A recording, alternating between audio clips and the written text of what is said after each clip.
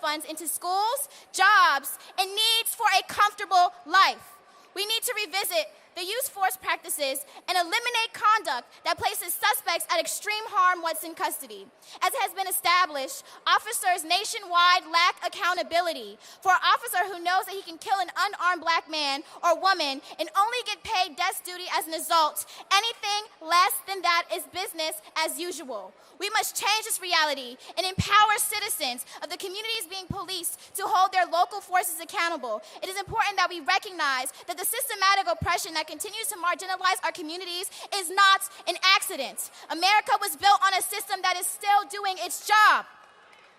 Police violence is gun violence, and gun violence is a leading cause of death for black youth. We demand to live in peace. We demand to live in spaces where the best of black culture can thrive, where black men are more likely to have a mortgage and a picket fence than a record, where black women are business executives and vice presidents, where our trans sisters and brothers don't fear being themselves. But this dream that Rev. Al Sharpton, that Martin Luther King III have for black Americans cannot be realized until we have a federal government with our best interests at heart. For our part, Brady and Team Enough are engaged in a campaign to remove barriers to casting a ballot, making vote by mail available to all, ensuring ballot drop boxes are distributed equitably, restoring the voting rights of Americans who have paid their debt to society.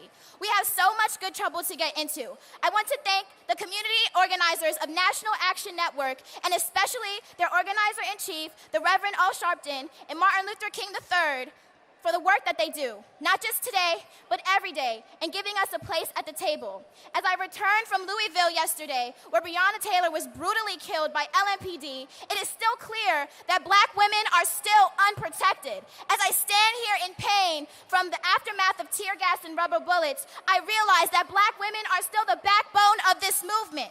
My name is Alea Eastman, a student at Trinity Washington University, executive council member of Brady's Team Enough, co-founder and core organizer of Concerned Citizens DC, a grassroots group of young black organizers demanding true liberation for black people. Thank you.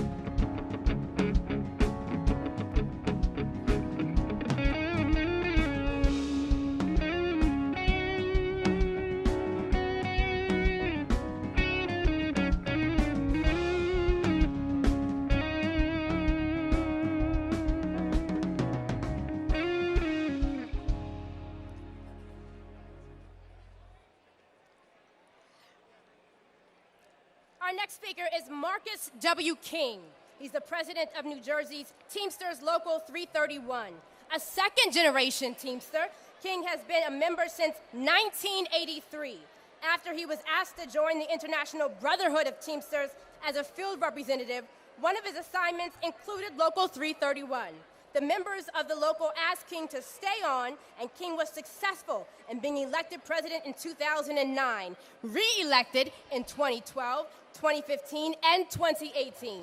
King has served on the UPS Supplement Negotiation Committee for Philadelphia metro area and the National Master Freight Supplement Panel. Please welcome Marcus W. King.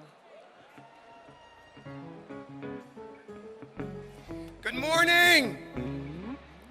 Thank you, Reverend Al Sharpton, Martin Luther King Jr. III, and the National Action Network for assembling us here today. This is an awesome event. Brothers and sisters, good morning. It's an honor to be with you.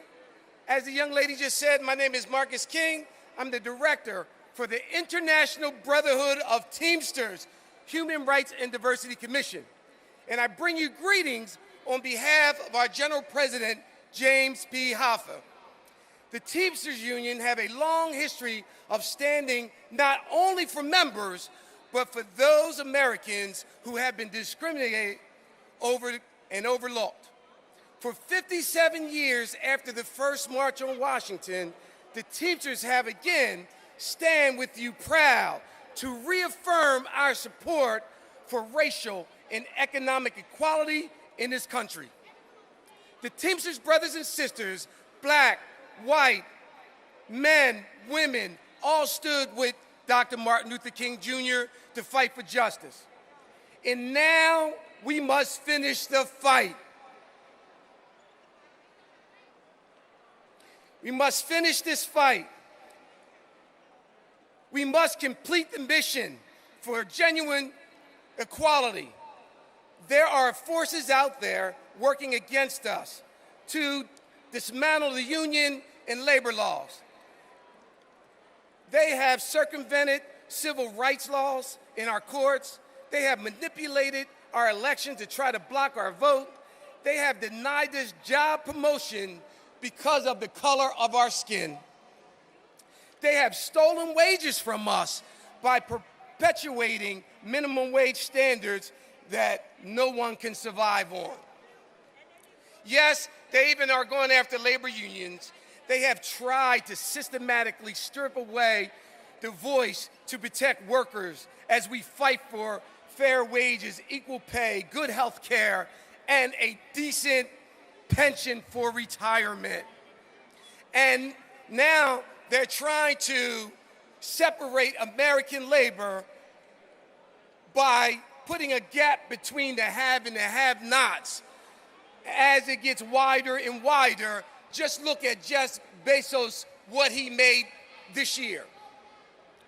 Brothers and sisters, it's time for action. Words are not enough. We will not be ignored any longer. We can change it now. So there's three things that I'm going to ask you to do. One, lobby members of Congress to pass H.R. 71, the Justice and Policing Act, George Floyd Act. Two, lobby H.R. 4, the John R. Lewis Voting Rights Act. But most important, number three, we must vote. This coming November, we must vote. We have to tell this country, take the knee off our necks. Use your voice for those who can no longer be with us. Make your voice count. Jacob Blaine, George Floyd, Breonna Taylor, Ahmaud Arbery. Do it for my brother Teamster, Philando Castile, who was killed by Minnesota police. Or do it for you. Make your voice count. Make it a better place for us and our children. Black lives do matter because our lives matter. Stay safe. God bless you. All of my brothers and sisters in the movement, Teamster Strong. My name is Marcus King, and I'm the Director for Human Rights and Diversity for the Teamsters International Union. Thank you.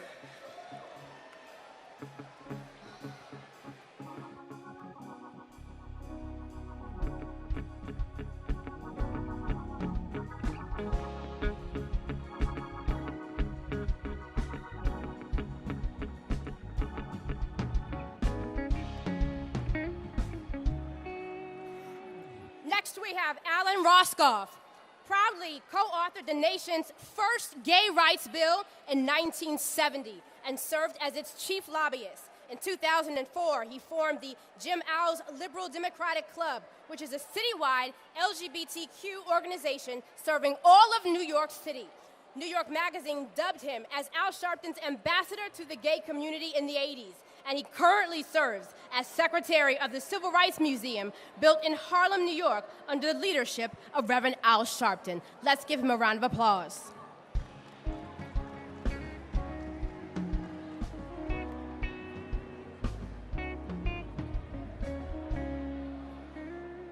I'm here to tell everybody that the lesbian, gay, bisexual, and transgender community is part of this struggle. We join with Black Lives Matter. We march with you. We get arrested, we risk arrest, and we get brutalized in support. After all, the gay rights movement was formed because of brutality of the police in a bar known as Stonewall.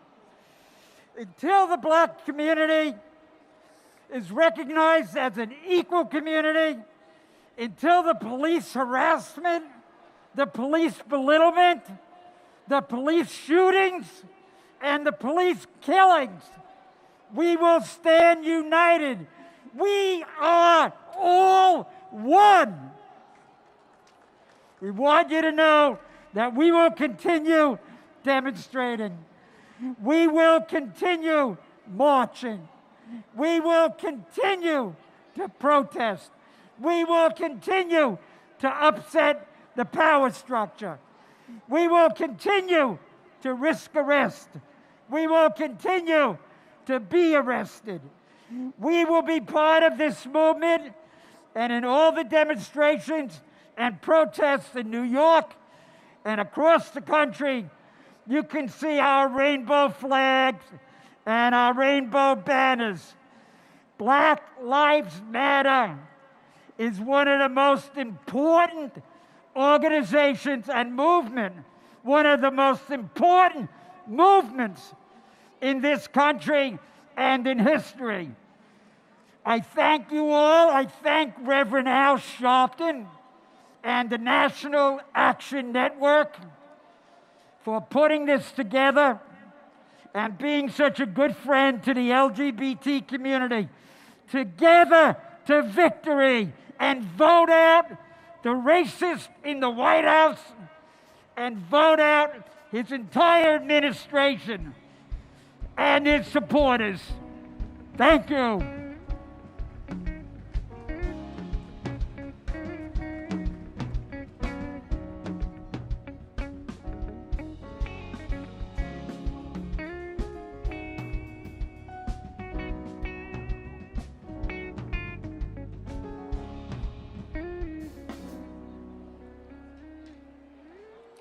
Up next, we have Frank Nitty Sensabaugh.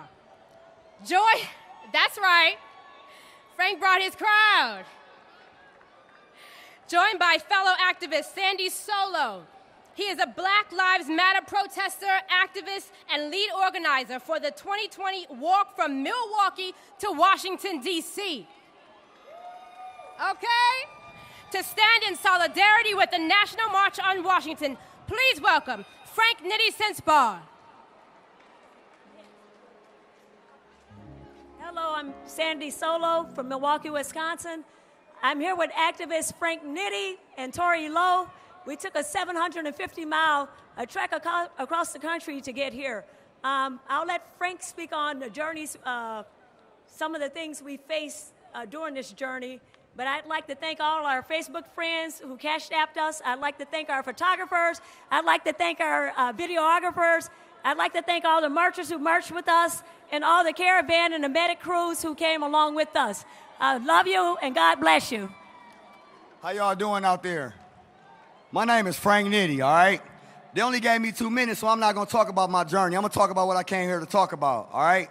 Now check it out. As activists around the country, we need to get organized. Every 3 months when a black person gets killed, that shouldn't be the only time we find out about black people getting killed by the police. We need to get organized together as a nation of activists so we can call on each other whenever we need help.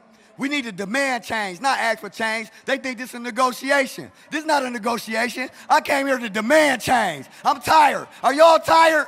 Because I'm tired. My grandsons ain't gonna be marching for the same stuff my granddaddy marched for. This is a revolution, all right? We just marched 750 miles from Milwaukee, Wisconsin, 24 days to get here because we not gonna stop until we get change. That's what we need in this country. All of y'all that came today, I know y'all been marching in y'all cities.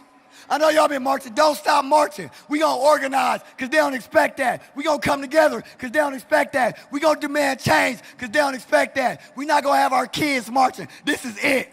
We've been marching for the same stuff for 60 years. Black people shouldn't be marching for the same stuff Martin Luther King was marching for. I'm tired. I'm tired.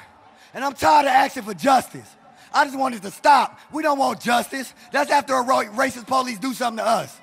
We need them out of the police. We need all these racist people gone. We need change, and we can get that by voting. Now, while we marched in 750 miles, everybody that came and chastised us, everybody that came with shotguns, everybody that came messing with us had Trump signs. Trump 2020. That's the new way that they exhibit racism in this country and hide behind it. So we gotta vote Trump out of office, all right? So when it's time to vote, we gonna vote. And if y'all see me up here, if you an activist, stop me out there so we can organize. It's time, this is the revolution. This is the revolution.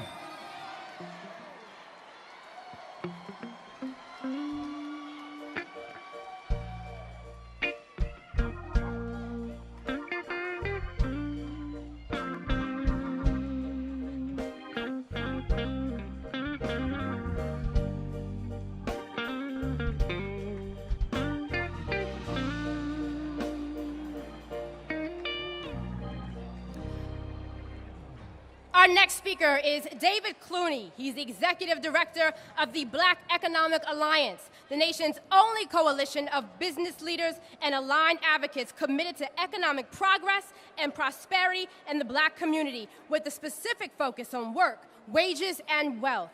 Before joining BEA, David led the state and local government relations team at J.B. Morgan Chase & Company. He's a graduate of Howard University School of Law, where he was editor-in-chief of the Law Review, and the University of Albany State University of New York, and sits on the board of the National Urban League. Please welcome David G. Clooney.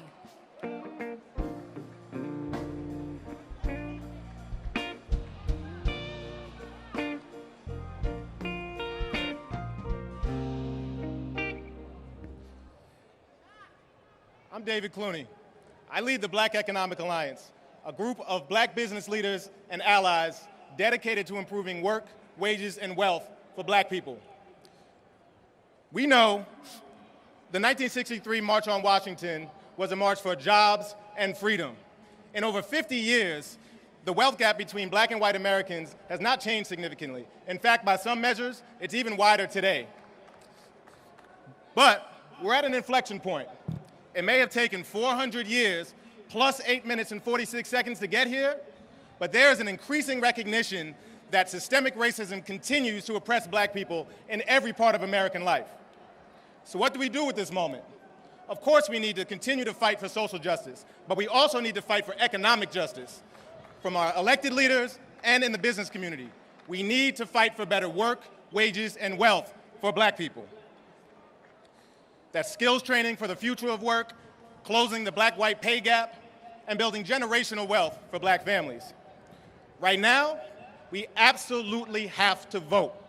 Congress should pass the John Lewis Voting Rights Act to ensure free and fair elections, and just like we're showing up to march across America, we have to show up and vote. Over 40 states will allow early voting this year, so vote early if you can. Make a plan and make sure your vote is counted well before Election Day. We owe it to the civil rights giants who marched, bled, and died for us. We owe it to the families of countless Black people lost to unchecked institutional racism. We owe it to America to help her keep her promise to all of us. I am so inspired by the demand for justice that's emanating from every corner of America right now. We have to continue this march on every platform we have, in the streets, in the halls of Congress, in the corporate boardrooms, and with our vote, so we can finally achieve social and economic justice. Thank you.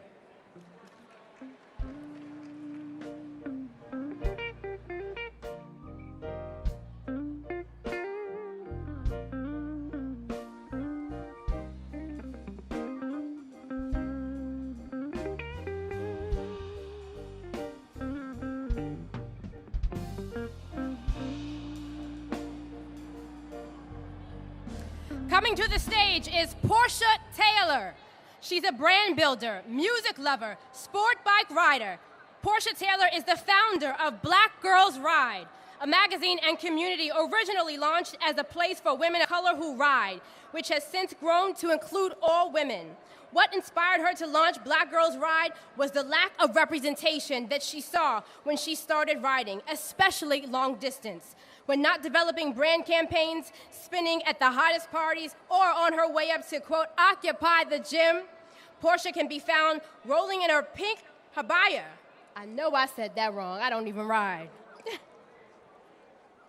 and always living her best life. Please welcome Porsha Taylor.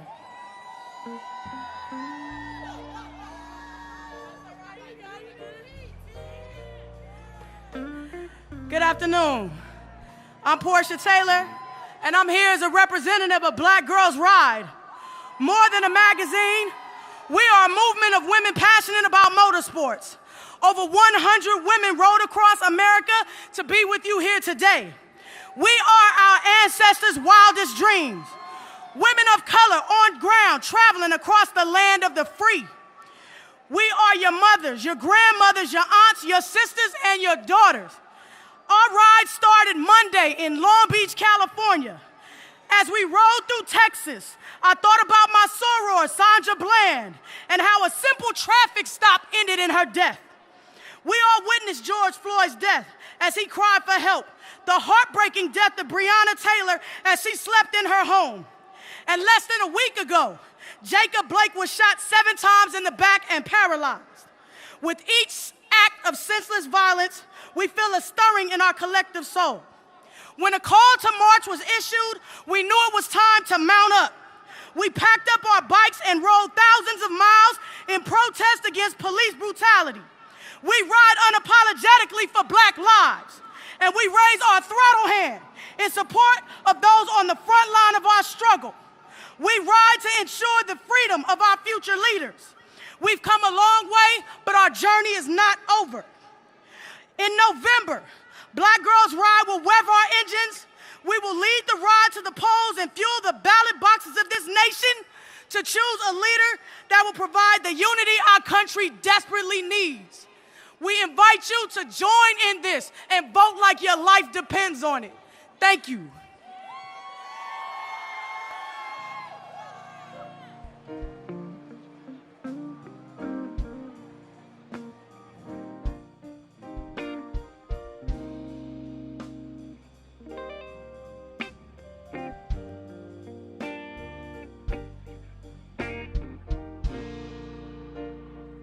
Our next speaker really needs no introduction and stays on the front line. Congresswoman Ayanna Pressley.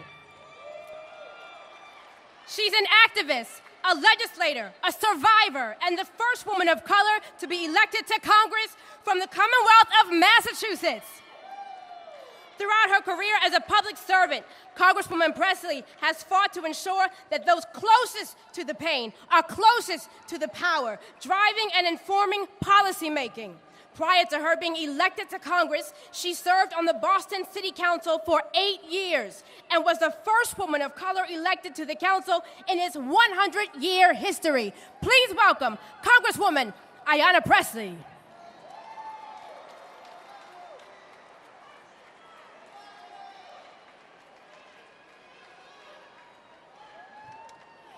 Good morning, beloved. Today, I am thinking of the ancestors, not just the ones recorded in our history books, but the ones omitted from those pages. The justice seekers, the freedom riders, the organizers, the community builders, every loved one that packed a brown bag lunch, led a freedom song, risked their life and livelihood, that Vaselined an elbow and sent up a prayer. Their sacrifice and self-determination shaped history and brought us to this moment. The truth of the matter is, we are because of them. We are Black with a capital B. We are the manifestation of the movement. We are a symbol of social, political, and cultural progress. If my granddaddy, the Reverend E. James Eccles, were here, he would whisper in my ear and say, "Grandbaby, make it plain." And I intend to do just that, make it plain. We are in unprecedented, uncertain times. We are challenged by the state of the nation and the crisis we face, but the state of our movements, it is strong. And another world is possible. Yes, it is possible to legislate justice and accountability. People over profits, joy over trauma, freedom over fear, Yes, it is possible to write budgets that actually value Black lives. If it feels unfamiliar, that's because it has never been done in America. We will meet the moment. We will work towards healing, justice, and collective liberation like our lives depend on it, because they do. We will march on, clear in our conviction, rooted in our faith, grounded in our history, intentional as we build. Let me make it plain. Black lives matter.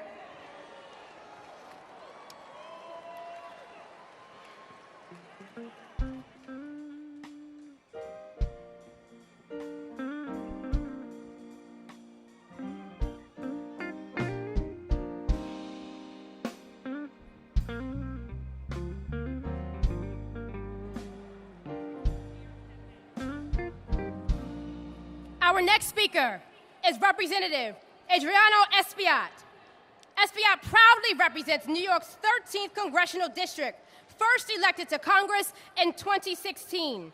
Espione is serving his second term in Congress, where he serves as a member of the influential U.S. House Foreign Affairs Committee, the House Committee on Transportation and Infrastructure, and the House Small Businesses Committee.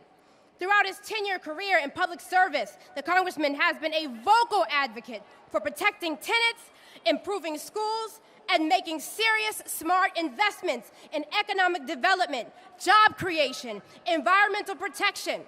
Prior to coming to Congress, he served as a New York State Senator, during which he represented the neighborhoods of Marble Hill, Inwood, Washington Heights, Hamilton Heights, West Harlem, Upper West Side, Hell's Kitchen, Clinton, and Chelsea. Please welcome U.S. Representative Adriano Espione.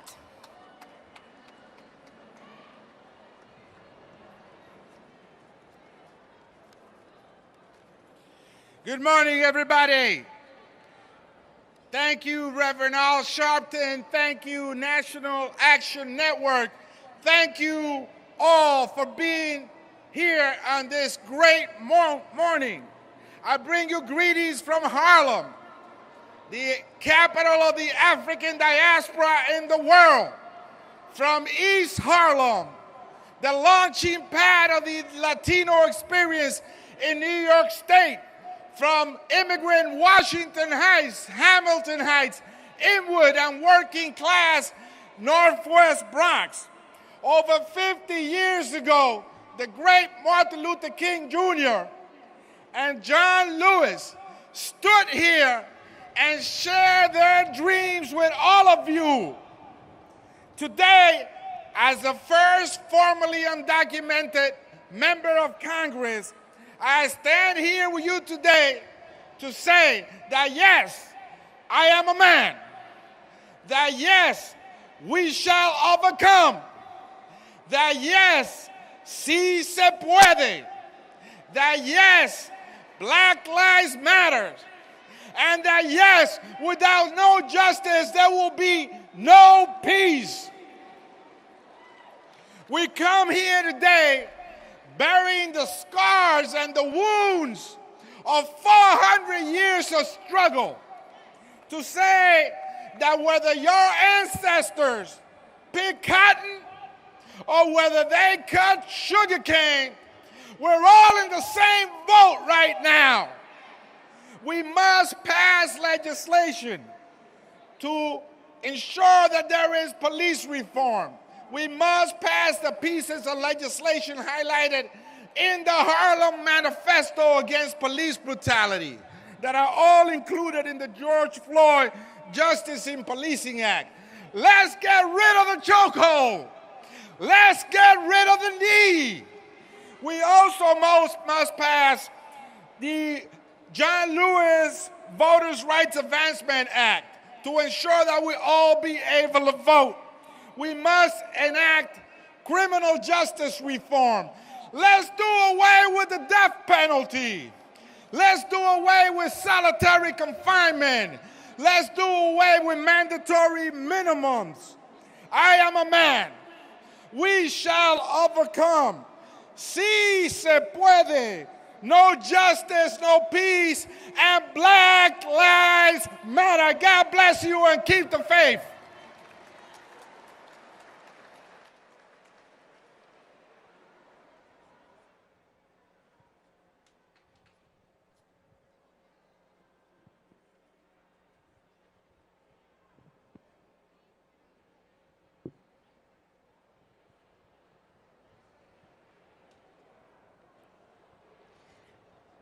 Up next is Representative Charles Booker, a 36-year-old state legislator born in Louisville, Kentucky.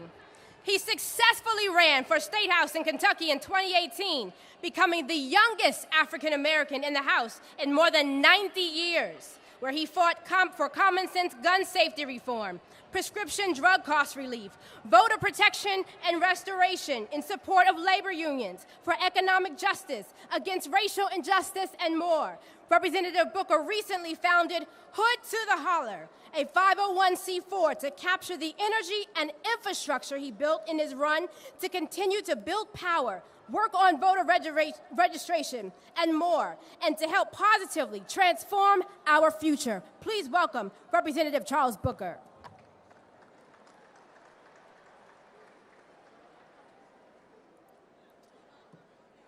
We stand here in the legacy of the dream that Dr. King lifted up, that Whitney Young pushed for, that Mattie Jones fought for, that my granddad Lindsey E. Hearn Sr. demanded.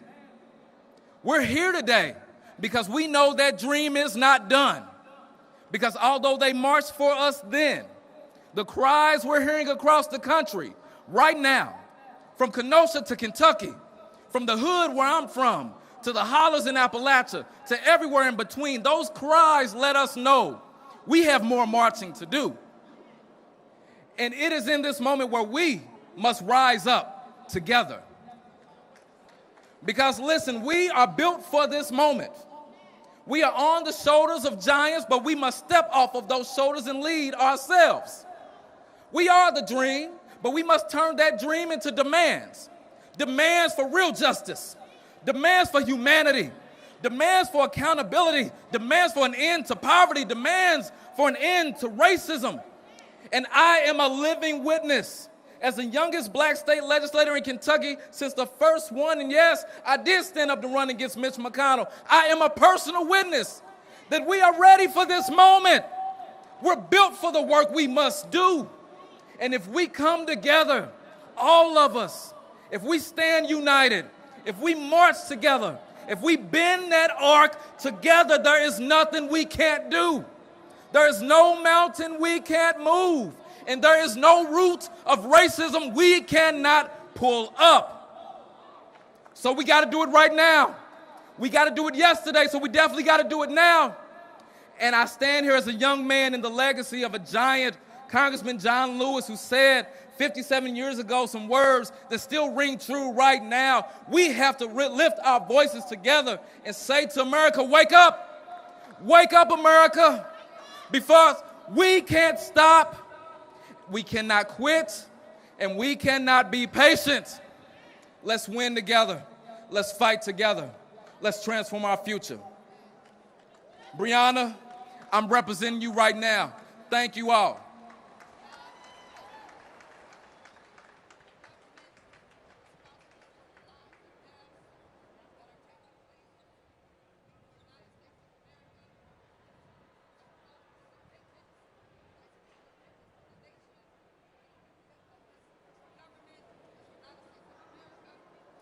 Next, we have Tylek McMillan. He serves as the National Director of Youth and College Engagement and is a policy advisor for the National Action Network.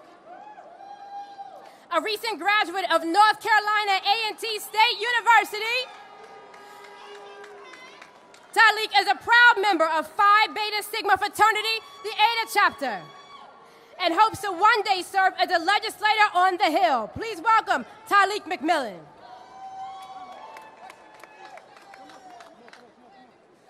I give honor to the conveners, my boss and mentor, Reverend Al Sharpton, and Martin Luther King III, I also want to recognize the young leaders standing behind me from Nan Youth Huddle and Nan Collegiate. We find ourselves here in the spirit of John Lewis, making good trouble, necessary trouble, because the soul of our democracy is depending on it. We're not here to ask for justice. We're not here to negotiate justice, but we are here to demand justice. Far too many times we have been cut out. Far too many times we have been budgeted out, counted out, resourced out. It's time for legislators to invest in education. It's time for legislators to invest in mental health services. It's time to invest in communities. And I love my 1891. It's time to invest in historically black colleges and universities. Because we don't deserve just a half a dollar. We don't just deserve the quarter of the dollar, but we deserve the whole dollar. Dr. King spoke about the check that bounced in the bank of justice. And we've come to let the teller know at the bank that this check better not bounce. Because we will march and we will fight, because that's what we deserve. In the words of Dr. King in closing, and again, we come to cash the check, a check that is willing to demand the riches of freedom and security of justice. Thank you. No justice. No peace.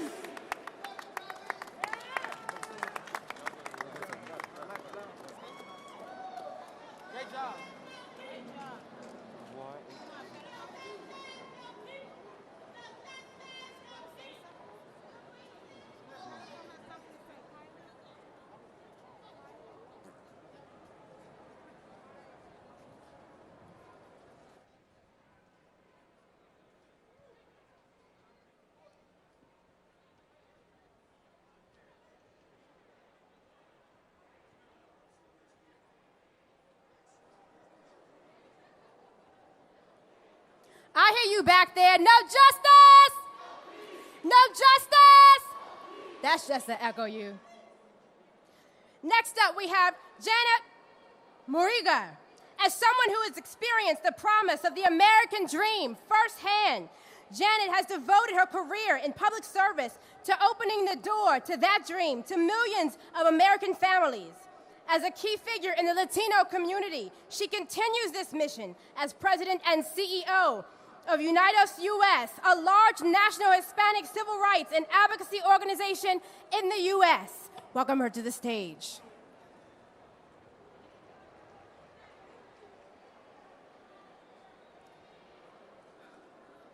Hello, hola.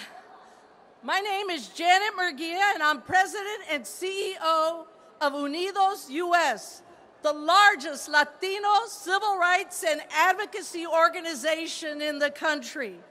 I want to tell you why I am here. I am here because we have stood and always will stand with Reverend Sharpton and Martin Luther King III and our brothers and sisters in the Black community until systemic and institutional racism in our society is eradicated. I am here because 25% of my community is Afro-Latino, so we don't just empathize, we identify with the Black community. I am here because we need law enforcement to get their knees off the necks of our Black and Latinx young men.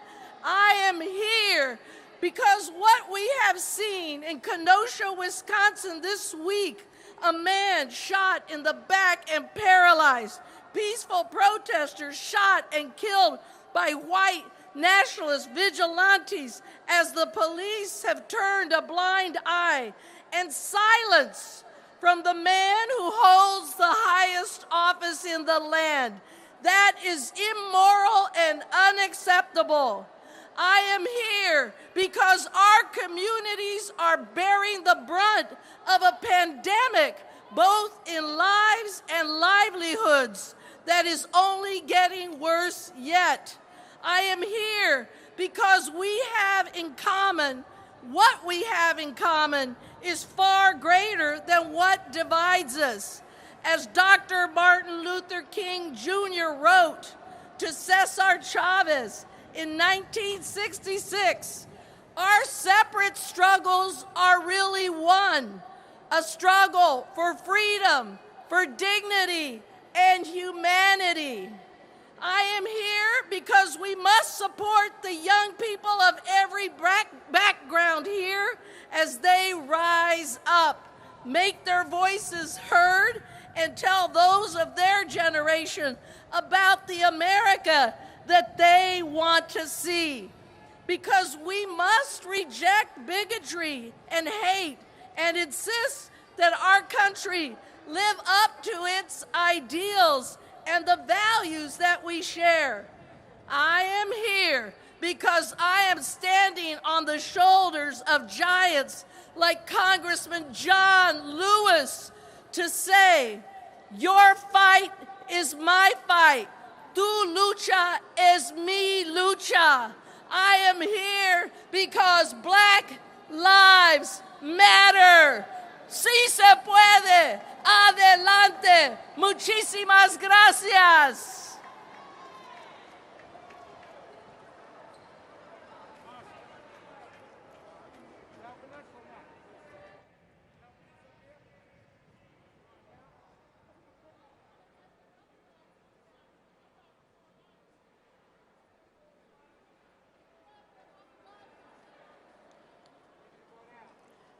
Up next, we have Reverend Dr. Richardson, who serves on the board of several corporations and national organizations and is currently chairman of the board for the National Action Network. Reverend Dr. W. Franklin Richardson is pastor of the historic Grace Baptist Church in Mount Vernon, New York. He leads the largest African-American church in Westchester County, with a membership base of over 3,000 parishioners. Despite the interaction with U.S. presidents and heads of states, he has made sure to use the power of the pulpit to lift up local issues in the Mount Vernon area and nationwide. Dr. Richardson believes that grace must be at the vanguard of liberation and empowerment of African-American people through our Christian faith. Please welcome Reverend Dr. W. Franklin Richardson.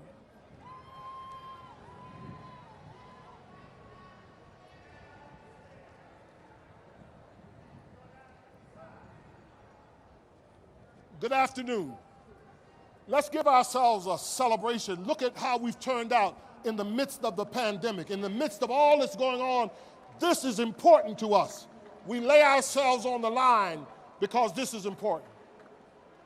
On behalf of the members of the board of National Action Network, I want to thank all of the various organizations who have collaborated with us to bring this to pass. We celebrate the great leadership of our President, Reverend Al Sharpton, and Martin Luther King III, having convened us together. But our coming together for the speeches and the rhetoric of the moment will be meaningless if we do not leave here and activate and get involved and fight the fight and vote and encourage those who are not. We are at a crossroads in American history. We're at the intersection of perish or promise. If we fail to deliver in November, we will perish. If we fail to bring out our votes, we will not enjoy what we have struggled from. We're at a moment when all that we have fought for, all that our forefathers and mothers have died for, is at risk of being lost. Blood that's been shed for our freedoms is on the line, and we cannot perish. We must stand up. We must fight. We must engage every resource that we have. We still believe in America's promise. Not only are we on the precipice of perishing, but we're on the precipice of realizing the promise. And the promise is a nation where every person, black or white, yellow, red, male, female, LBGT, every dimension of our humanity is in the promise of a great America. And so I challenge us all to believe in a better day, to make the sacrifices, to make sure we go back to our cities and knock on doors and call our friends, because this will be a sham if we fail to bring out the vote on November the 3rd.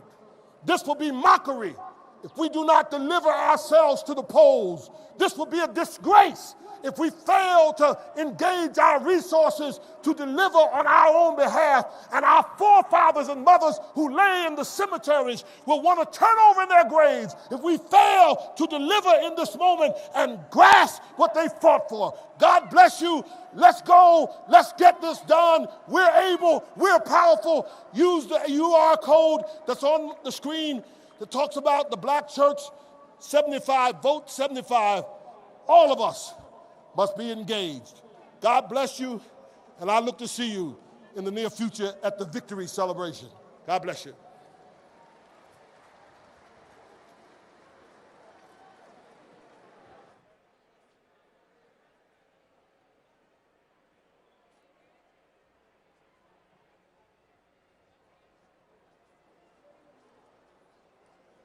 Next up, please welcome civil rights activist Maya Berry. She's the executive director of the Arab American Institute. Please welcome Maya Berry. You guys look amazing. Reverend Al Sharpton, Martin Luther King III, thank you for your leadership. To the National Action Network, thank you for convening us today. To the families who've lost loved ones to racist violence, I am so sorry for the pain you have been forced to endure. I'm humbled to stand and march alongside you today and every day. My name is Maya Berry, and I'm the executive director of the Arab American Institute. On behalf of 3.7 million Arab Americans across the country, I stand here today with you in defense of Black lives. We do so because it is right, and regrettably, because it is necessary to declare that Black lives matter. We do so because we understand that until the killing of Black men, women, and children stops, until systematic racism and anti-Blackness is addressed, the America we all desire cannot be realized. For each life taken, each family destroyed, each neighborhood brutally patrolled, and for each protester taking to the streets to demand that all this stop, targeted by the same system of policing, justice will not be served by reforming tactics or trainings. Here's a simple truth. It's been 168 days since Breonna Taylor was killed in her own home. No charges have been filed. The system is not broken. It is working as it was designed, and we must change it. Today, we must recommit to defend Black lives, to end police brutality, and the racist system that upholds it. We must recommit to fight voter suppression and the impact of a politicized decennial census like we have never seen. Just as the 1963 march and the mass demonstrations in communities across the country shepherded the passage of the Civil Rights Act and the Voting Rights Act, we must not stop until we have secured the passage of the John Lewis Voting Rights Advancement Act, the Khalid Jabara and Heather Heyer No Hate Act, and the George Floyd Justice and Policing Act. Just as matter is the minimum, these important legislative priorities must be where we start. Thank you.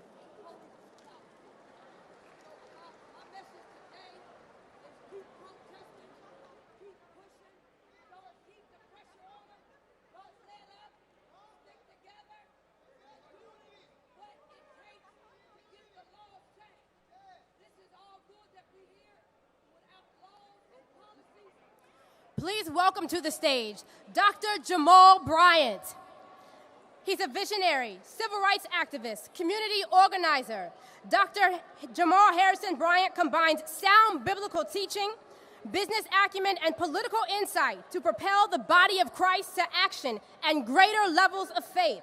His ability to reach across social, economic, and political barriers has helped people not only experience the life-changing gospel of Jesus Christ, but to activate success in their everyday lives. His ministry has become an incubator for entrepreneurs, homeowners, and like Dr. Bryant, is a senior pastor of New Birth Missionary Baptist Church in Lithonia, Georgia. Please welcome Dr. Jamal Bryant.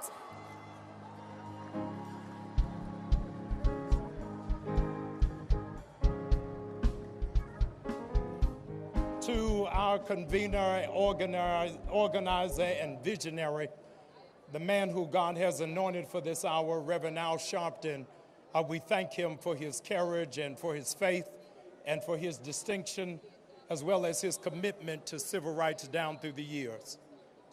Brothers and sisters, not since 44 BC, when Marcus Aurelius Junius Brutus led 59 accomplices to stab Julius Caesar in the back, has there been such a heinous crime as the slaying of Jacob Blake. 7 times they shot him in the back. And today, while it is that you stand, Jacob finds himself paralyzed from the waist down. Not from these steps, but Dr. King said that we as a people should not find ourselves caught in the paralysis of analysis. In other words, our coming together is in vain if we just talk about the problems, but don't chart a course towards the solution. It's Harriet Tubman who said, "I freed thousands of slaves, but I would have freed hundreds more had they known they were slaves." I only thought about that when I saw the slaves on TV this week endorsing Donald Trump. I said, if only they knew they were slaves, they could have been rendered free. We cannot remain paralyzed. We can't be paralyzed wondering whether or not we're going to support the very first black female vice president in the United States. Don't tell me about what it is that she did in the past and you not talk about what she wants to do in America in the future. She wants to make sure that we get rid of privatized prisons, that there are no more mandatory minimums, and marijuana is no longer an illegal substance. We cannot be paralyzed knowing that she graduated just a few miles from here, from the original HU. And those of us who are products of HBCUs, you ought to be making some noise right now, knowing what it can develop and what it can deliver. We cannot be paralyzed. We cannot allow white evangelicals to paralyze us, saying that they cannot support our agenda because they're for pro-life. Don't tell me you're for pro-life and white evangelicals are silent when black people are dying in the street like dogs. We cannot be paralyzed. The black church, you cannot be paralyzed, saying that you're not going to support Black Lives Matter because of 3 fearless black sisters who happen to be lesbian. We've got to love our LGBTQ community, realizing that those are our sons and those are our daughters. We cannot be paralyzed. We cannot be paralyzed into believing Mr. Jones' water is colder. This is the time where we've got to support black businesses because too many of them are closing down because of COVID-19. Not because they don't have adequate service, but because they don't have adequate support. But what America has to know about the tenacity of black people is that even when you render us paralyzed, we still know how to crawl. And on November 3rd, no matter what you do, we gonna crawl to the polls. If you take away the mailbox, we still gonna crawl. You take away the polling stations away from our community, we still gonna crawl. We gonna sing the original gangster rap music. Before I be a slave, I'll be buried in my grave and go on to my Lord and be free. We still gonna crawl. There is something about us that understands that we stand today with our brother Jacob, realizing that even if we find ourselves paralyzed and you force us to crawl, we are like butterflies, because butterflies only have two options. They crawl and then they fly. And we understand in this hour, this is the hour for black people to fly. Maya Angelou said, you can write me down in history with your bitter, twisted lies. But still like dust, we rise, we rise, we rise. And if you don't know Maya Angelou, the least you can do is loan the Migos. And black people from here until November 3rd, we gotta walk it like we talk it. We gotta keep moving until our generation takes the baton, changes the country, and makes America great for the very first time. Black people, rise up and accomplish what you will.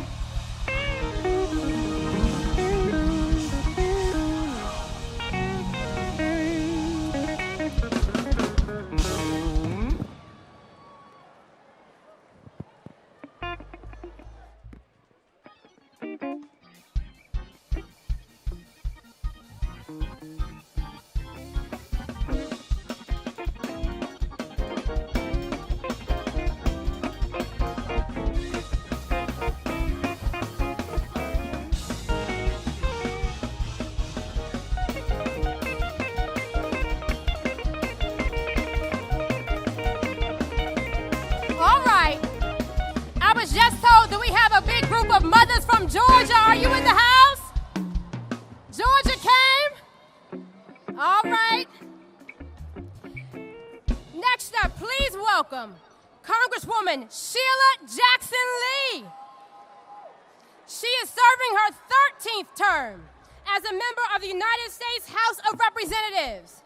She serves the 18th Congressional District of Texas, centered in Houston, the energy capital of the world, and sits on 3 congressional committees: the House Committee, the Judiciary and Homeland Security Committee, and the crucial Budget Committee. She's the author of the Emancipation National Historic Trail Study Act and the lead sponsor for H.R. 40, the commission to study and develop reparation proposals for African Americans. Please welcome Congresswoman Sheila Jackson Lee.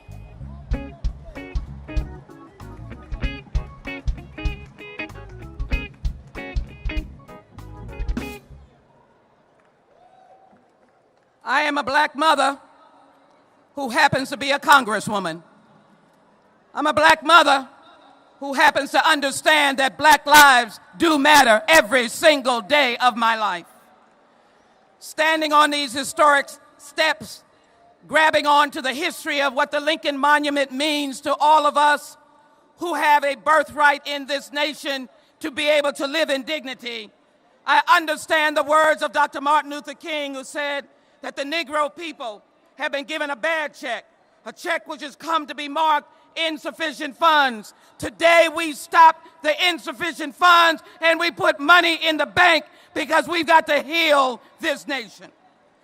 And so I say to you, why we can't wait. Why we can't wait when those assigned to protect and serve are able to grab the T-shirt of a black man named Jacob and point a gun in his black skin and shoot 7 times.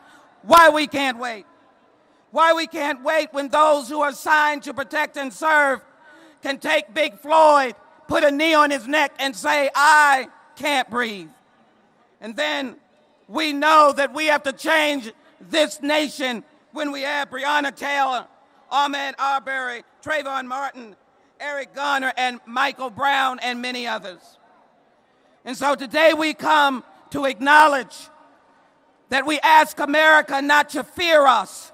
We ask you not to send tweets that we are attacking you as a mob, because the militia walks around freely and shoots us without anyone's concern. And so we are standing here today to say why we can't wait. We want an America that will stomp out the divisiveness, the intimidation, and the threat. We want a White House who stands as a healer in chief, who understands black mothers' pain and understands your pain. And then, of course, we want to make sure, that as we do this, we know that H.R. 40 is intertwined with the bill I helped write, which is H.R., the bill of George Floyd, Justice and Policing Act. And so here we are today asking the question, how did this happen? Because of institutional racism. And I'm here to tell you that we must have the commission to study and develop, as my brothers and sisters have said, reparation proposals. We must answer the call of institutional racism. We have got to make sure that the social, economic, psychological, scientific, and educational government-sanctioned institutional racism stops right now. And as I told a 12-year-old, as I walked and told Martin Luther King's third daughter, that now today, this attack on us as people of color who died on the battles of warfare, who have died on the streets for civil rights, it will stop today. Thank you, Reverend Sharpton and the National Action Network, for understanding the importance of the Congress with over 150 co-sponsors in the House, passing H.R. 40. We will heal the nation, but we will not stop until the nation knows Black Lives Matter and reparations are passed as the most significant civil rights legislation of the 21st century. Now is the time. Why we can't wait.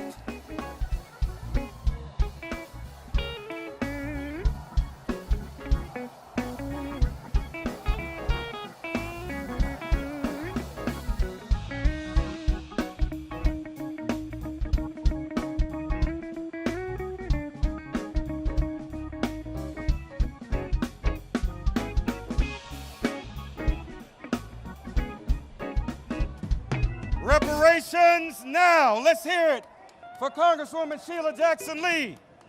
Reparations now. Our next speaker from Ohio is a powerhouse who stands with the people, serving as vice chair of the Congressional Black Caucus and first ever chair of the Diversity and Inclusion Subcommittee. A sought-after public speaker and previously recognized as one of Ebony Magazine's 150 most powerful African Americans in the United States. She has written 93 pieces of legislation and co-sponsored over 1,600 bills. She is calling on Congress to recognize racism as a national crisis. And we got a Delta up here now, Delta Sigma Theta sorority. We have a lot of AKAs. Any Deltas here? And she's also a member of the Lynx. Please welcome Congresswoman Joyce Beatty. Hey, good to see you. Thank you, thank you. I am joined by members of the powerful Congressional Black Caucus. We are here today because people died and were denied civil and economic rights. We are here today because 57 years ago, people marched for jobs and freedom and stood here with members of Congress and Martin Luther King. We are here today because George Floyd had a knee on his neck. 8 minutes, 46 seconds. Black Lives Matter. We are here, and I stand representing the Congressional Black Caucus, 54 members strong, who understand silence is not an option because Black people face a symbolic chokehold every time we walk, speak up, shop, jog, drive, and yes, breathe. So we must tear down the walls of injustice. I am standing here and saying, as Martin Luther King Jr. said, in America, a riot is the language of unheard people. And what is it that America has failed to hear? Promises and freedom and justice for all. Say their names: Ahmaud, Breonna, George, Jacob, and the list goes on. Black Lives Matter.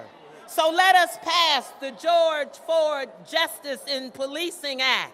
No more immunity for officers who looked boldly into cell phone cameras as they kill our brothers and sisters.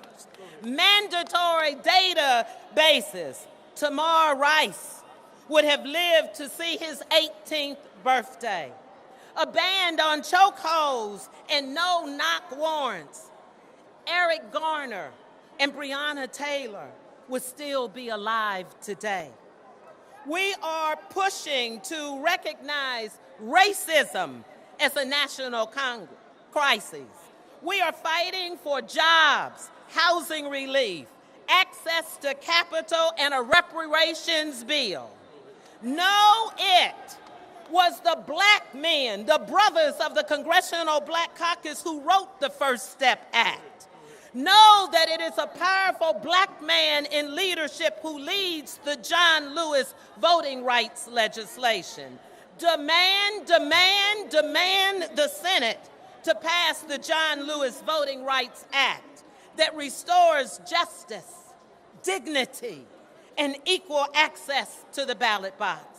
I say to you, stand with us and stand with the Reverend Al Sharpton and the National Action Network for this march and demanding that we get people registered to vote and that we vote, that we complete our census. Say it with me. Go vote, go vote, go vote, go vote. And let me say, tell them to get their knees off of our necks. Thank you, thank you, thank you. And yes, I'm Congresswoman Joyce Beatty, and I approve this message.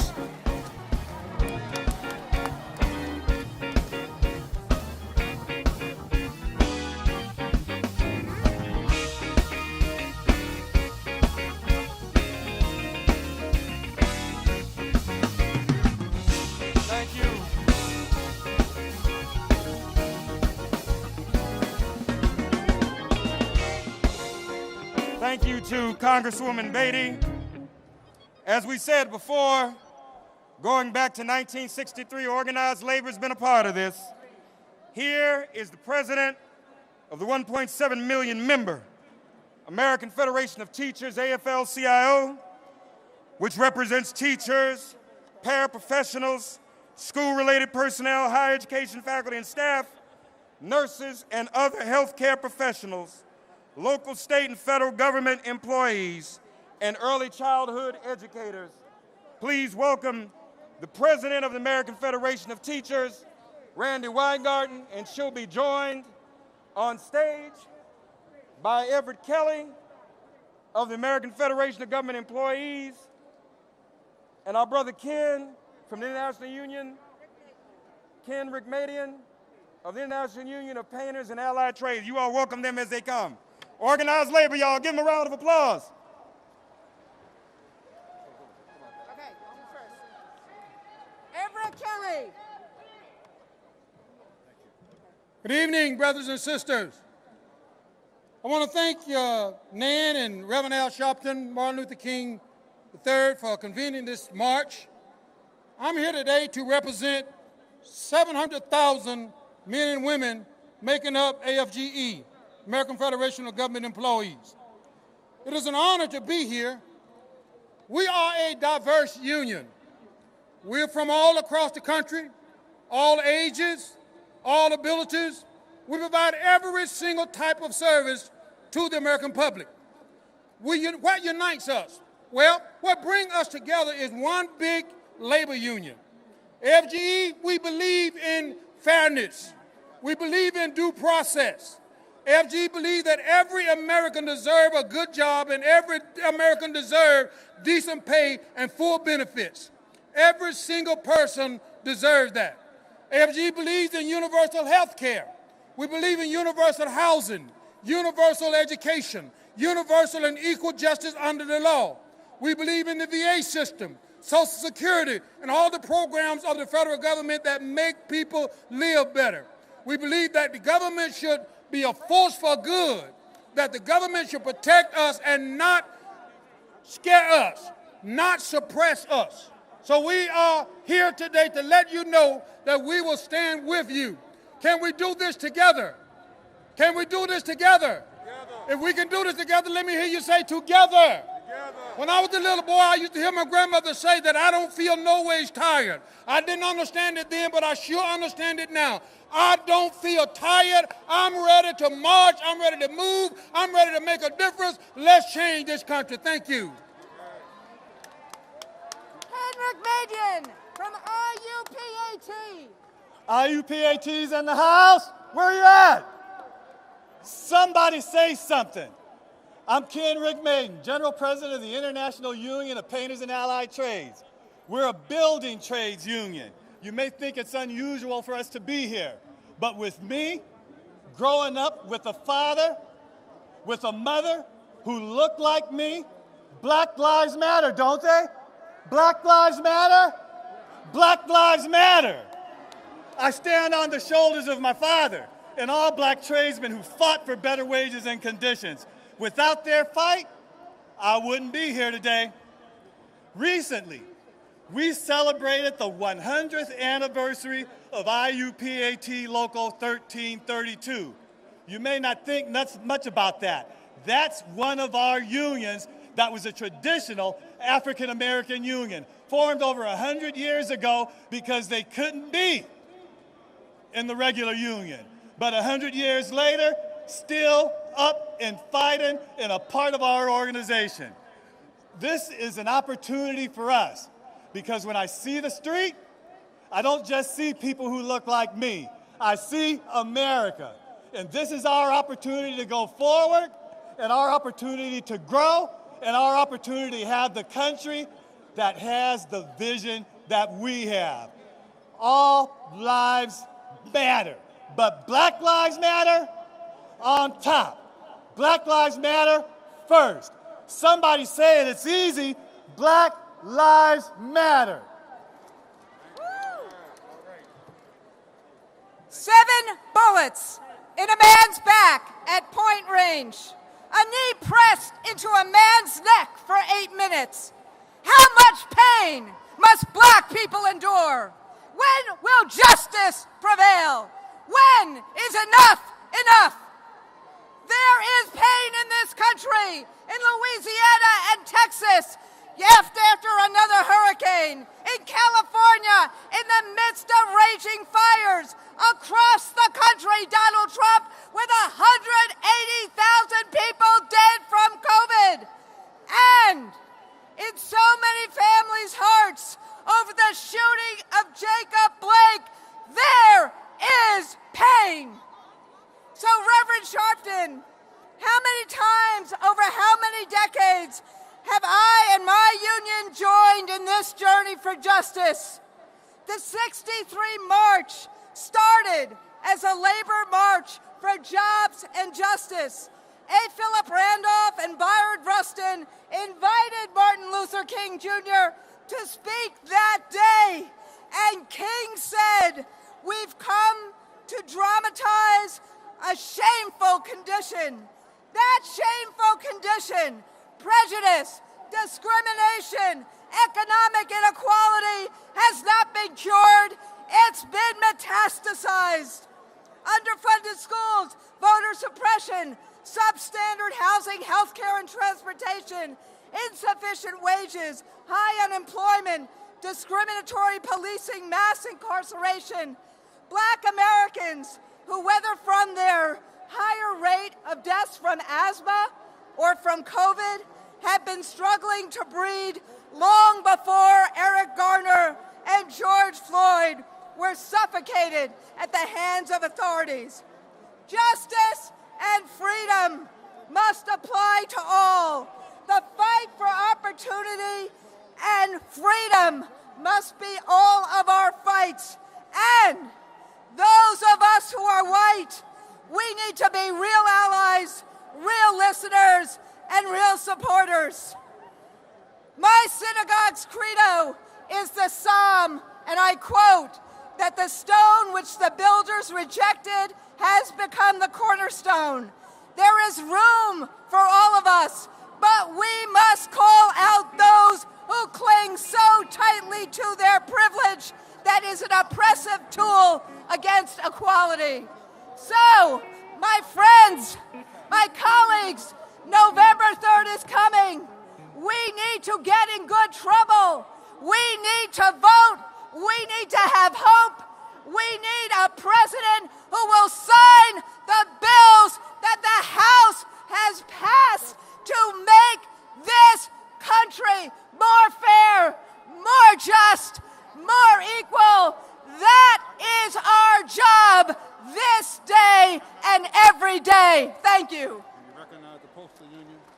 Disacknowledge. Don't let him speak. Acknowledge Postal Union. And then I also, as you all know, need to recognize the Postal Workers Union. All right. No time. Thank you. All right. Cheers for organized labor. Let's hear it for organized labor. Give them a round of applause. No time for them to speak, but the Postal Workers Union is in the house. Pray for our postal workers. Our next speaker in the Obama administration served as Assistant Attorney General for Civil Rights, Secretary of Labor, and now today, he is the chair of the Democratic National Committee. Our friend and brother, please welcome Tom Perez. All right. Good afternoon. Thank you, Reverend Sharpton and Martin Luther King III for your extraordinary leadership. Thank you to the National Action Network. Folks, I live in Maryland. We lost a remarkable person last year when my fellow Marylander and mentor Elijah Cummings passed away. And before he passed away, he reminded us all of our civic duty. He said, when we're dancing with the angels, the question will be asked, what did we do to make sure we kept our democracy intact? Did we stand on the sidelines and say nothing? Or did we fight back?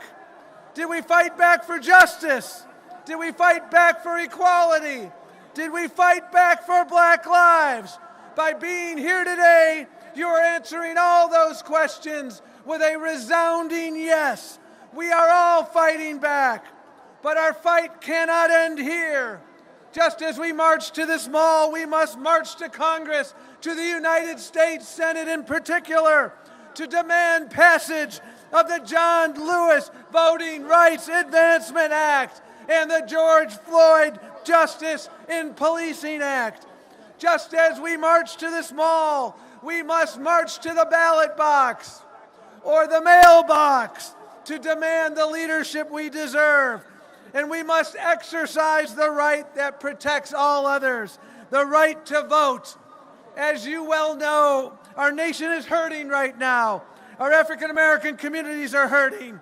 We're hurting from a pandemic that has taken 180,000 lives, hurting from an economic crisis that has cost millions of jobs, from a climate emergency that threatens the air we breathe and the water we drink, hurting from an epidemic of violence and racism, a cancer of the soul. We're hurting from a knee on their neck, a bullet in their back, hurting from leadership that treats them like their lives don't matter. President Lincoln, you would not recognize today's Republican Party. Our African American brothers and sisters are not alone. Dr. King spoke of the inescapable network of mutuality.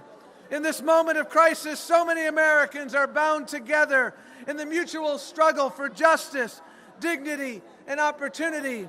From the Native American tribes confronting the scourge of COVID and the delay of their stimulus funding, to Latinx children being separated from their parents at the border, to Asian Americans facing hate-fueled attacks, to working families across this country struggling with poverty. We can change all of this. With the right leadership, we can heal our wounds. We can turn hardship into hope, despair into dreams. We can advance racial equality and restore the soul of our nation. But only if we do it together. Movements are built by the many, not the few. They're built by the hard and unglamorous work of grassroots organizing. They're built, in the words of the late, great Julian Bond, by the marchers whose feet have grown tired, whose voices have gone hoarse, whose shirts have stained with sweat and dirt and blood. John Lewis, as you know, left us with these marching orders. So go to iwillvote.com, iwillvote.com, check your registration status. Tell your friends, family, and neighbors to make a plan to vote. Remember, November 3rd is the last day to vote, but it's not the first day to vote. Make a plan. Get out there. Do not let your voice go unheard. Do not let your voice go uncounted. This is the most important election of our lifetime. And make no mistake, you have the power to decide the outcome. Thank you very much. Today, we commemorate the 57th anniversary of the historic March on Washington for Jobs and Freedom. I was born into an activist family with my parents, my aunts and uncles pushing me in a stroller through Bay Area streets marching for justice in the years following the March on Washington. This moment is a reminder that we must always honor the sacrifice of the leaders who made that march happen. From the names we know, like Randolph and Farmer, Young and King, to everyone who worked behind the scenes and sacrificed quietly but profoundly, far from the lights of history. I have to believe that if they were with us today, they would share in our anger and frustration as we continue to see Black men and women slain in our streets and left behind by an economy and justice system that have too often denied Black folks our dignity and rights. They would share our anger and pain, but no doubt they would turn it into fuel. They would be lacing up their shoes, locking arms, and continuing right alongside us to continue in this ongoing fight for justice. Thankfully, we don't have to wonder if we are making them proud, because a giant from that march and the civil rights era of that day, John Lewis, he lived to tell us how we're doing. In his parting essay, he wrote to all of us who hope to carry his legacy, quote, "In the last days and hours of my life, you inspired me. You filled me with hope about the next chapter of the great American story when you used your power to make a difference in our society." For Congressman Lewis, the brutal murder of Emmett Till is what shook loose the activist inside him. It was the start of a lifelong journey toward service and driving change, the same journey that countless young leaders are building upon as we speak. As John put it, Emmett Till was my George Floyd. He was my Rayshard Brooks, Sandra Bland, and Breonna Taylor. The road ahead, it is not going to be easy. But if we work together to challenge every instinct our nation has to return to the status quo and combine the wisdom of longtime warriors for justice with the creative energy of the young leaders today, we have an opportunity to make history right here and right now. So thank you so much for inviting me to celebrate with you. Let's march on in the name of our ancestors and in the name of our children and grandchildren. Thank you. Let's hear it for Senator Kamala Harris. Our next speaker is one of the legacy original organizations that was here in 1963 in the person of Whitney Young. Please welcome the former mayor of New Orleans, the President and CEO of the National Urban League, Mark Morrell. Black Lives Matter. I want to thank Reverend Al Sharpton and the National Action Network, my friend and brother, as well as Martin Luther King III, for assembling us here on August 28th in the year 2020. In 1963, courageous men and women descended on this site, led by 6 legacy civil rights organizations, including the National Urban League. At that time, the National Urban League was led by one of the great Americans of the 20th century, Whitney M. Young, Jr. He stated from this very place at that time and on that day, on August 28, 1963, that our civil rights, our voting rights, our rights to human dignity were not negotiable. We have come back on August 28th in the year of 2020, in this 21st century, to say today that our fight for racial justice is not negotiable. We're here today to say that transforming our criminal justice system and purging it of mass incarceration and systemic racism is not negotiable. That protecting our sacred right to vote from suppressors, be they legislators, be they presidents, be they Russians, is not negotiable. That defending our right to a living wage so that every American can live in dignity is not negotiable. That dislodging structural racism that infects every institution in American life is not negotiable. That equitably funding all of our schools so all of our children can learn, and providing them with computers and broadband connectivity, and they can live and thrive with their God-given talents is not negotiable. That a fair and accurate census so that all of us are counted in accordance with the Constitution is not in 2020 negotiable. That eliminating the structural and shameful disparate impact of COVID-19 in 2020 is not negotiable.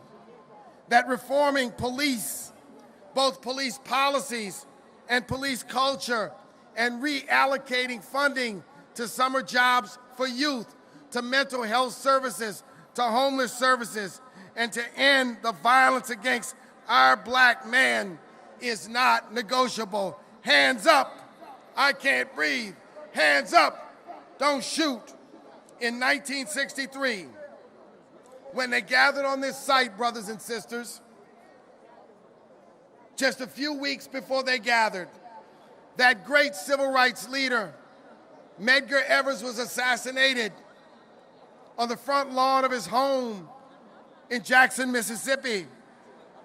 At that time, they were fighting a poll tax, a literacy test, I should say, that did everything possible to prevent us from voting. In 2020, we come here when the very success of 1963, the Voting Rights Act, has been gutted by the Supreme Court. We come in 2020 where Jacob Blake and George Floyd and Eric Garner and Tamir Rice and Trayvon Martin and Sandra Bland and too many black men and women, Breonna Taylor, have died or been disabled at the hands of the police. So we're here to make some demands. Number one, we want the George Floyd Justice and Policing Act to pass now, not tomorrow, not next week, not next year. Say it, pass the George Floyd Justice and Policing Act. Number two, we want to pass the HEROES Act. Number three, we want to pass the John Lewis Voting Rights Advancement Act. And number four, we want to pass H.R. 40 to look at reparations in this country.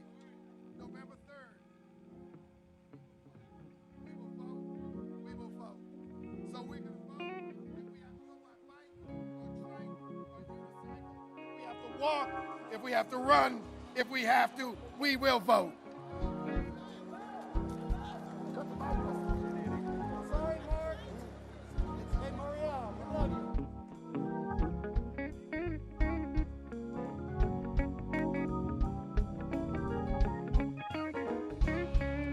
Let's hear it for our brother Mark Murguia of the Urban League, NUL.org. All right.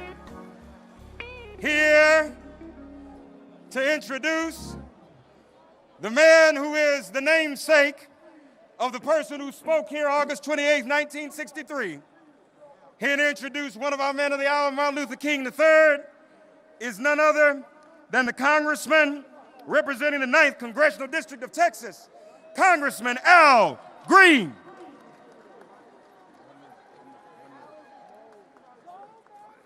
Thank you, everyone. It is now my honor to introduce a man whose name is synonymous with the civil rights, human rights movement. A man whose father stood here 57 years ago. A man who followed his father's footsteps, and I was there with him to India where he traced the steps of Gandhi. A man who understands that this is a full-time job. He's not a part-time freedom fighter. He's not an everyday freedom fighter. He's an all-the-time freedom fighter. I'm here to introduce a man who's a Morehouse graduate, a man who knows what it feels like to suffer the pains associated with the human rights movement. When he lost his father at the age of 10, he could have given up, but he didn't. He stayed in and he has fought the good fight. I'm here to introduce the Honorable Martin Luther King III. Would you show him some love, please? If you believe in liberty and justice for all, stand up and show him some love. If you believe in government of the people, by the people, stand up and show him some love. Show Martin some love. Show his father some love, his mother some love, his wife Andrea some love, his daughter Yolanda some love. Show them some love. God bless you. God bless the King family.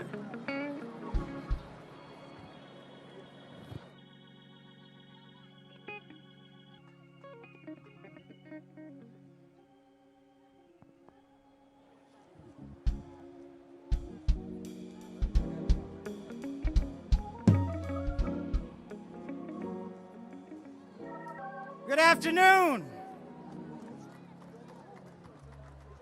I am so honored to be here, but before I say something, I want you to hear from the future of our nation, the only granddaughter of Martin Luther King Jr. and Coretta Scott King, my daughter and Andrea's daughter, Yolanda Renee King.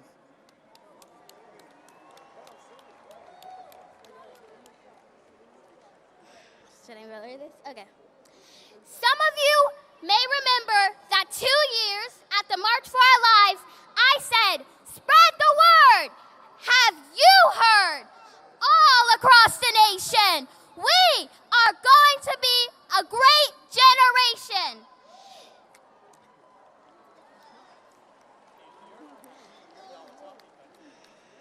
That was in 2018. I didn't know what would hit us in 2020. A pandemic that shut our schools and put our young lives on hold. More killings of unarmed black people by police. Attacks on our right to vote. The worst economic crisis since the Great Depression that we learned about in school. And more extreme weather than ever before.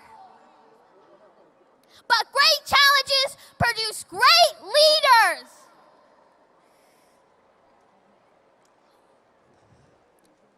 We have mastered the selfie and TikToks. Now we must master ourselves. Less than a year before he was assassinated, my grandfather predicted this very moment. He said that we were moving into a new phase of the struggle. The first phase was the civil rights, and the new phase is genuine equality. Genuine equality.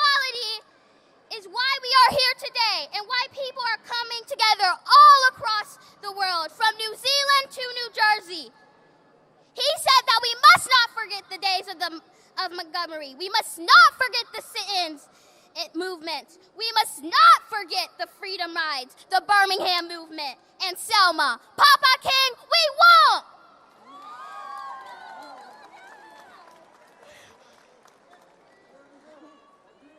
My generation has already taken to the streets peacefully and with masks and socially distanced to protest racism. And I want to ask the young people here to join me in pledging that we have only just begun to fight and that we will be the generation that moves from me to we. We are going to be the generation that dismantles systemic racism once and for all, now and forever. We are going to be the generation that calls a halt to police brutality and gun violence once and for all, now and forever. We are going to be the generation that reserves climate change and saves our planet once and for all, now and forever. And we are going to be the generation that ends poverty here in America, the wealthiest nation on earth, once and for all, now and forever.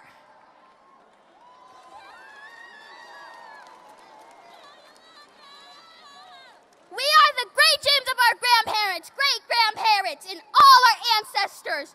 We stand and march for love, and we will fulfill my grandfather's dream. So, show me what democracy looks like. This is what democracy looks like. Show me what democracy looks like. This is what democracy looks like. Show me what democracy looks like. This is what democracy looks like. One last time. Show me what democracy looks like. This is what democracy looks like. Okay, then let's show them.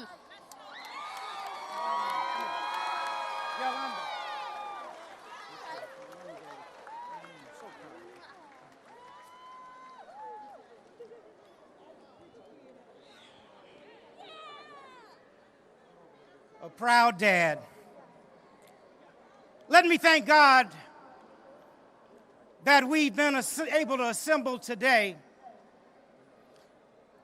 and to thank Reverend Sharpton and the National Action Network and all of the conveners that actually are here today, and most of all, these families that have been impacted by police brutality and misconduct. So we've come to bear witness, to remain awake, to remember from where we've come, and to carefully consider where we're going. Whether you're here in person, online, or watching on MSNBC and other networks, thank you for joining us for this March on Washington. Together, we are taking a stand, and we're taking a giant step forward. Let me also thank Al Green for the very, very warm introduction, my dear friend. But we're taking a step forward on America's rocky but righteous journey towards justice.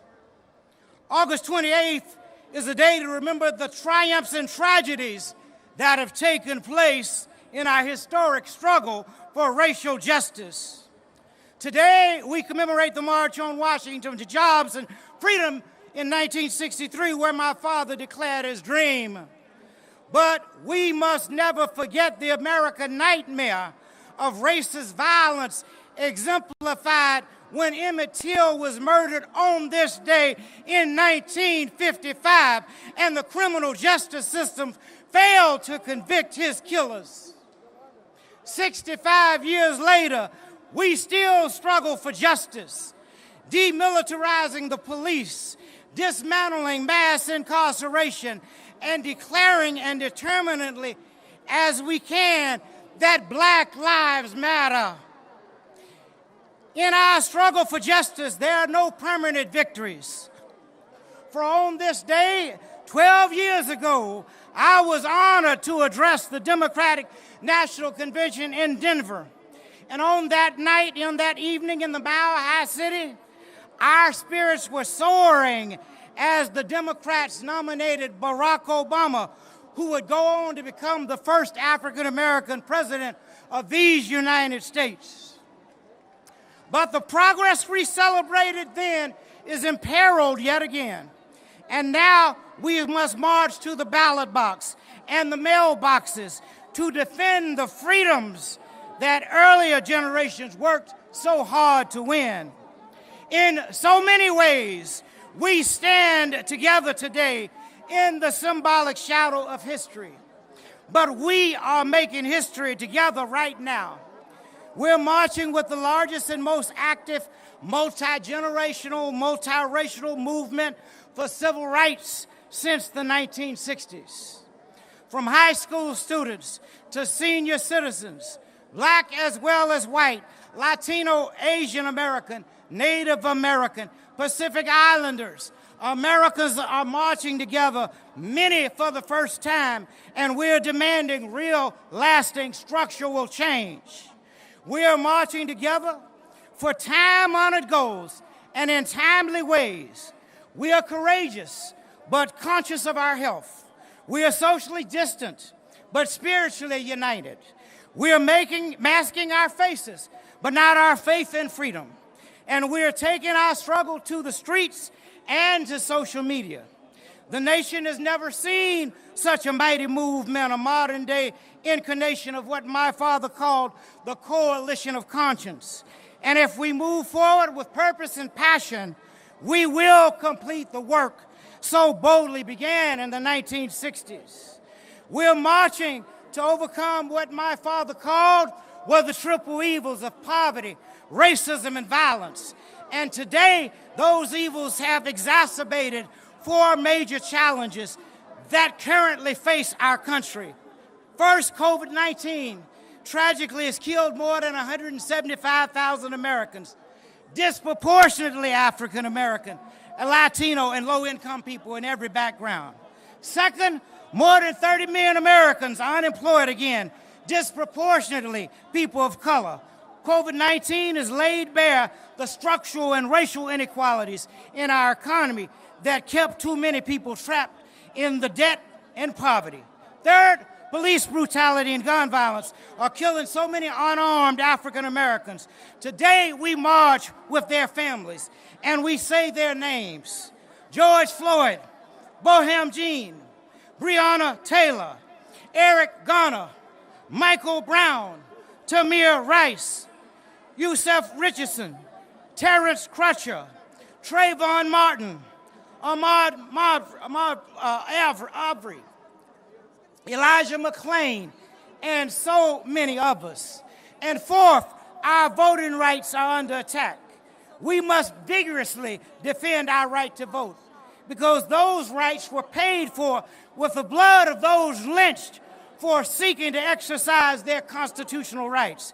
They were paid for with the blood of civil rights workers such as Sammy Young Jr., Goodman, Swerney, and Cheney, Jimmy Lee Jackson, Viola Luiso, James Reed. Those rights were paid for through the sacrifices made by heroes such as C.T. Vivian, Fannie Lou Hamer, Hosea Williams, and John Lewis. But since the United States Senate has failed to renew the Voting Rights Act, we have had to overcome a whole new trick bags of tactics to suppress our votes. Discriminatory voter ID requirements, cutbacks in early voting and vote by mail, voter purges targeting those who have missed several elections, and disenfranchising those who have served their time and paid their debt to the society. And now COVID-19 is making it dangerous, even deadly, to stand in line at polling places.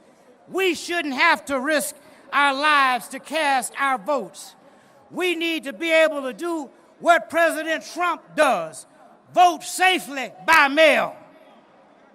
But now we are struggling to overcome the dismantling of the U.S. Postal Service for the express purpose of suppressing our vote. With all these threats to our lives and liberties, our challenge is to use this moment to expand this movement, a movement that not only raises its voice, but casts its votes, pursues its vision, and makes lasting change. The scripture says, where there is no vision, the people perish. Our vision is best expressed by a phrase we must never forget. That is the beloved community. With those words, my father, John Lewis, Ella Baker, Rosa Parks, and so many other historic women and men envision an America whose dramatic practice is as good as its promise. An America where the triple evils of poverty, racism, and violence will be replaced by peace, justice, and shared abundance, and where hate and fear finally give way to help and love. To achieve that America, we need to raise our voices and cast our votes. Over the weeks ahead, culminating on Election Day, we need to vote as if our lives and our livelihoods, our liberties depend on it, because they do. No person, no people are more keenly aware of the risk of disenfranchisement than those who've suffered from it. There's a knee upon the neck of democracy, and our nation can only live so long without the oxygen of freedom. The strength must be exercised by more than rhetoric and more than marching. The simple challenge before us is that everyone can cast a ballot, and everyone who can must cast a ballot. And that ballot that is cast must be counted, and the result must be transparent and known to the whole world. And so today, I can call on everyone with the means to drive people to the polls, to make a plan for yourself, for your family and your neighbor, for those organizations and companies that care about democracy. I call on you today to offer your resources and your capacity to make sure every ballot is counted. If our forefathers were willing to die for the right to vote, we can work for the right to vote, and I will continue to call on you to act in the coming days. You know, my father was assassinated in Memphis, Tennessee, while standing in solidarity with poor working people, sanitation workers, whose slogans, "I am a man," was a statement that they were human beings with rights that should be respected and acknowledged. They were asking for safe working conditions, for a living wage, for recognition of their union, and for human dignity. They summed up their struggle with those 4 words, "I am a man." That simple but powerful slogan impairs movements today, from Black Lives Matter to Fight for 15 and to the Me Too struggle against sexual harassment and abuse. Movements of marginalized Americans are still trying to claim the dignity they've been denied. Martin Luther King Jr. fought for the dignity of work, and that fight is never ending. In 1963, the March on Washington demanded jobs and freedoms.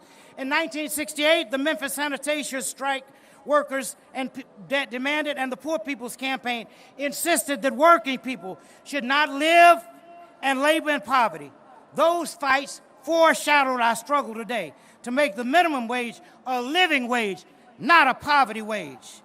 And we are fighting alongside the frontline workers, sanitation workers, healthcare workers, grocery workers, transport workers, food service workers, and so many more. They are praised for being essential, but they are treated as if they're expendable. While standing with sanitation workers in Memphis, Dad said, so often we overlook the work and the significance of those who are not in professional jobs, of those who are not in the so-called big jobs. But let me say to you tonight that wherever you are or whenever you are engaged in work that serves humanity and is for the building of humanity, it has dignity and worth. Now we have a president who confesses greatness with grandiosity. But my father knew better. Everyone, he said, can be great because everyone can serve. He understood the human yearning for recognition. And in his famous speech, he explained that everyone wants to be a drum major, the leader of the marching band. And he challenged us to channel our drum major instinct into becoming drum majors for justice. While we honor our history, we must be a living movement, not a monument. If Dad were here today, I'm sure he would implore us not to deify him or selectively quote him when convenient. He would want us to be drama majors for justice, to champion the ideals he promoted, racial justice, social equality, and peace. And he would gently but intently challenge us not to dwell upon the past, but to live and labor in what he called the fierce urgency of now. So if you're looking for a savior, Get up and find a mirror. We must become the heroes of the history we are making. And us means all of us. In 1963, after my father spoke, Bayard Rustin, the architect of the march, asked the participants to join in demanding that Congress pass strong civil rights and voting rights laws. More than half a century later, we must demand that the United States Senate stop blocking passage of the George Floyd Justice in Policing Act and the John Lewis Voting Rights Restoration Act. And so when we conclude today, let's remember that this is the commitment march in the spirit of 1963. I ask you to join me in pledging to act in three ways. First, because our civil and human rights are at stake in this election, I ask you not only to register and vote, but make sure that at least one other person registers and votes. Second, I ask you to commit to service and struggle in your community, from voter registration to raising the minimum wage, to demilitarizing the police. Get involved with one or more of many worthwhile struggles in your community.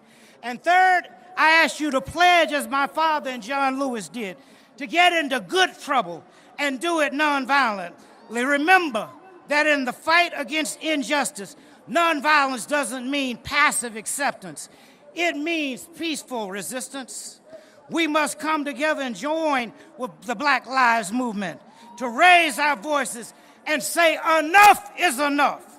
We must come with the Poor People's Campaign, the Climate Change and Environmental Justice Movement, the Women's March and Me Too movement, the Parkland students and March for Our Lives, and say enough is enough. Martin Luther King Jr. famously said that the moral arc of the universe is long but bends toward justice. But he was also the first to say that it doesn't bend on its own. We must do some work ourselves. In the final year of his life, he wrote in his last book, "Where do we go from here, chaos or community?" Well, my sisters and brothers and dear friends, in this defining moment for our history and our country, we must answer Dr. King's question. Will our answer be chaos or community? I believe some have chosen the answer with chaos, including the current occupant in the White House today. But we who believe must choose community, because if we choose community, we can avoid watching the dream turn into a permanent nightmare. If we choose community, 50 years from now, people will say that we were able to redeem the soul of America and begin to fulfill the promise of democracy by systematically eliminating systematic racism and exploitation. My friends, if we choose community, we will be able to answer in the affirmative to the scripture. Here comes that dreamer. Come, let's slay him, and we shall see what will become of his dream. Finally, this afternoon, I want to say to you, not only do I come as a protester, but I come as a victim. My daddy was killed when I was 10 years old. Gunned down, you know that, by assassin's bullet. Some of you know, but may not know. 6 years later, my daddy's mother, my grandmother, was gunned down in the church while praying the Lord's Prayer. So I understand what it means to lose a loved one. But I'm so thankful that my grandfather and my mother and my aunts and uncles taught me about love, because Granddaddy used to say, I refuse to allow any person to reduce me to hatred. The man that killed my lovely wife and the man that killed my son, I refuse to allow them even to reduce me to hatred. I love everybody. I'm every man's brother. If we're going to resolve these issues in America, we've got to come together. Dad talked about it in that sermon, Levels of Love.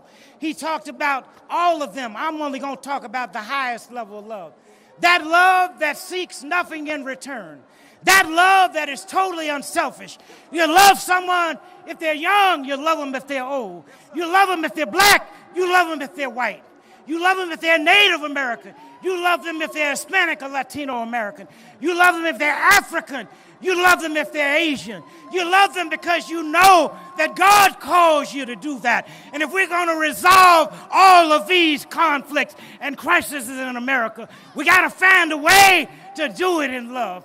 Thank you, and God bless you. And let's keep on keeping on. Hello, 57th March on Washington. I'm Joy Ann Reid from MSNBC, and I wish that I could be there with you today, as Reverend Al Sharpton is my colleague, my friend, my off-the-record pastor, and my big brother. I arrived in East Flatbush, Brooklyn, New York in 1986 at age 18, having left when I was 2. It was an era when Black Lives Matter meant Michael Griffiths, Yusuf Hawkins, Sean Bell, Amadou Diallo, Patrick Dorisman, and Gavin Cato. It meant the Central Park Five and the replacement of New York City's first black mayor, David Dinkins, with Giuliani time. A stay away if you're black Bensonhurst and Howard Beach, and Reverend Al Sharpton, who was the only one who seemed to know what to do and who cared enough to do it. A generation earlier, it was Jesse Jackson, and before him, Dr. King. But for my generation, it was Reverend Al. Little did I know that many years later, I would get to know Rev as a local producer and host on Radio 1, when he was our big national host, and that he would become my colleague at MSNBC and a great mentor, supporter, and friend. Meanwhile, the National Action Network has never stopped working, even as the names have changed to Trayvon Martin, Michael Brown, Eric Garner, Sandra Bland, Tamir Rice, Freddie Gray, George Floyd, Breonna Taylor, and Jacob Blake. I marched with Rev in Selma when he pulled me to the front of the line so that I could be there to witness history and John Lewis's second-to-last public appearance. And I've watched him nurture grieving families as they cry out for justice. He has marched on presidents and had presidents confide in him. He has inspired me to use my gifts to make real change. And he has been our backstop and our defender in dark times. We know that when we call him, he will be there, and he will do something and cause something to be done. 57th anniversary March on Washington. Please join me in saluting our defender and my big brother, Reverend Al Sharpton.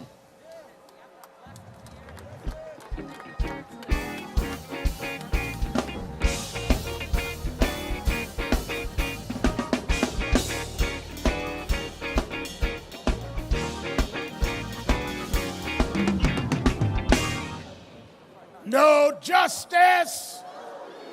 No justice. No justice. No justice. What do we want? What do we want? What do we want? When do we want it? When do we want it? When do we want it? When do we want it? All right. 57 years ago, in 1963, there was a struggle in Birmingham, Alabama. There was the assassination of Medgar Evers, the head of the Mississippi NAACP. In the middle of struggle and murder, they came to Washington to demand that the federal government give them a Civil Rights Act and voting rights. They marched that day, in a hot, blistering day like today, saying that as we struggle, we need legislation. And they stayed on that movement until they got the Civil Rights Act of 1964 and the Voting Rights Act of 1965. They came young and old. They came from the South. Many of them couldn't stop on the road to use a bathroom because it was against the law, but they came anyhow. Many of them couldn't stop and eat in a restaurant. They had to put their sandwiches in a paper bag because no restaurant would serve them because it was against the law, but they came anyhow. Many of them couldn't rest in a motel overnight, but they came anyway because it was against the law for them to stop. Because they came in '63, we were able to come back in 2020, riding whatever we wanted to ride, staying whatever hotels was available. They opened the door for us, but there's still some doors we have to open and some people we've got to straighten out. 2020.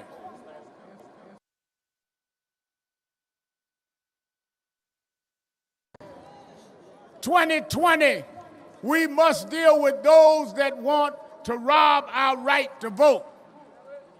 And even though we are here in the midst of a pandemic, socially distancing, telling y'all to distance, and I keep saying spread out, we want to come to show with our bodies that enough is enough.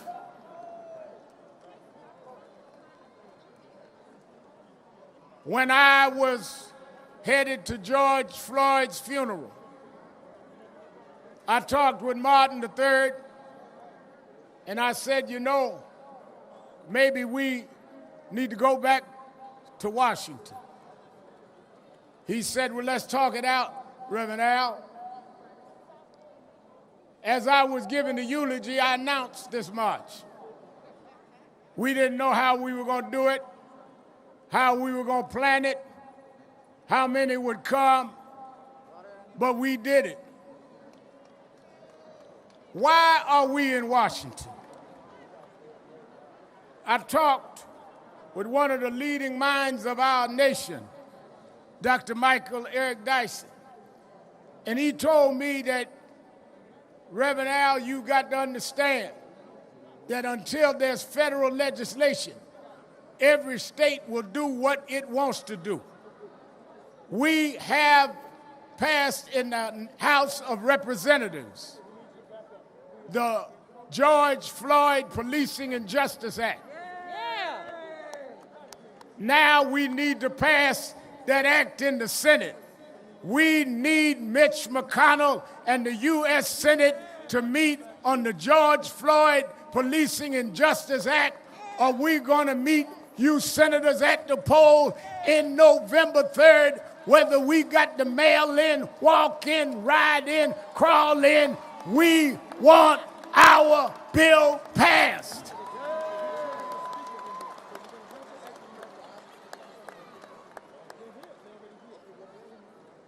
Several weeks ago, John Lewis, an outstanding congressman, made his transition. Last time Martin and I were here, he was with us, John Lewis. He and Reverend Hosea Williams and Amelia Boykin were beaten on the Edmund Pettus Bridge, tear gassed, that led to the Selma to Montgomery March that got us the right to vote. And that right lasted till 2013, when they took and gutted out the middle of that bill, taking away the map. Well, we come to Washington saying, how do you memorialize John Lewis and allow the bill that he stood for us to die? We want the John Lewis Voting Rights Bill for the Congress. So we didn't just come today to have a show. Demonstration without legislation will not lead to change. We didn't come out and stand in this heat because we didn't have nothing to do. We come to let you know, if we will come out by these numbers in the heat and stand in the heat, that we will stand in the polls all day long.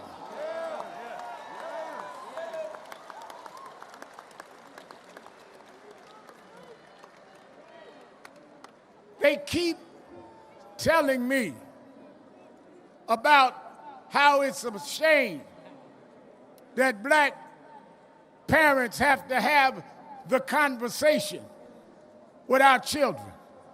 How we have to explain if a cop stops you, don't reach for the glove compartment, don't talk back. The conversation. Well, we've had the conversation for decades. It's time we have a conversation with America. We need to have a conversation about your racism, about your bigotry, about your hate, about how you would put your knee on our neck while we cry for our lives. We need a new conversation.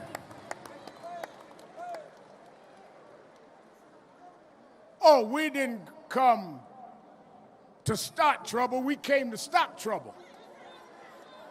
You act like it's no trouble to shoot us in the back.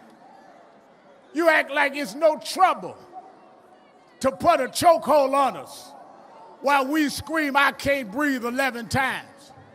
You act like it's no trouble to hold a man down on the ground until you squeeze the life out of him. It's time for a new conversation. I wondered why.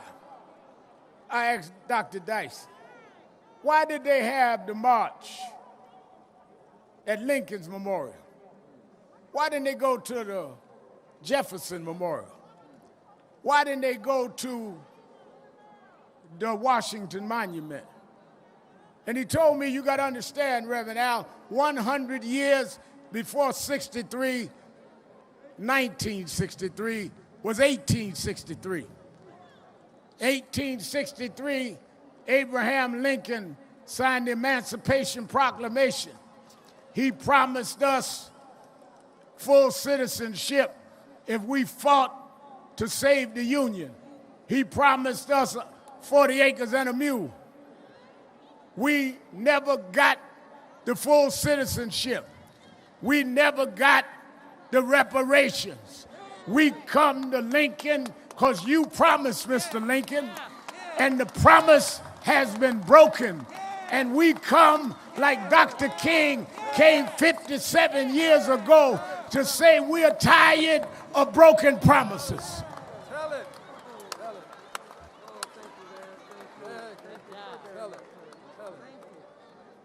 Some say to me, Reverend Al, y'all ought to denounce those that get violent, those that are looting. All of the families have denounced looting. What we haven't heard is you denounce shooting.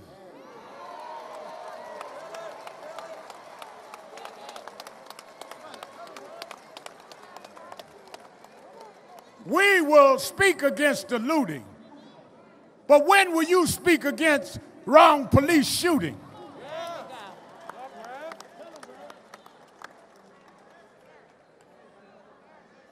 I remember Reverend Dr. Y.T. Walker sat Reverend W. Franklin Richardson, who spoke today, and sat us down and said that after the Montgomery boycott and they had gone to Albany, Georgia, and the movement stalled because in Albany they treated them with a certain kindness. They said they wanted to find someone that would demonstrate the raw disregard for rights. And as they did, they went all over the South. And Reverend Fred Shuttlesworth told them to come to Birmingham because there was a police chief there named Bull Connor. And Bull Connor would act in an insensitive and brutal way. Well, in 1963 and 1964, they fought Bull Connor. Here we are in 2020. We've gone from Bull Connor to Bull Trump. We've gone from a mean-spirited sheriff to a mean-spirited president whose lips drink with the words of interposition and nullification. We do not want to be disrespected. How do you speak while this young man, Jacob, lies in a hospital and you won't call his name? How do you sit while Breonna Taylor's in a grave and you won't call her name? How do you sit while Eric Garner's in a grave and you won't call his name? How do you sit while George Floyd is laying in a grave and you won't call his name? Well, Mr. Trump, look right down the block from the White House. We come to Washington by the thousands. We gonna call their name. We gonna call their name. We'll never let America forget what you done. Call their names.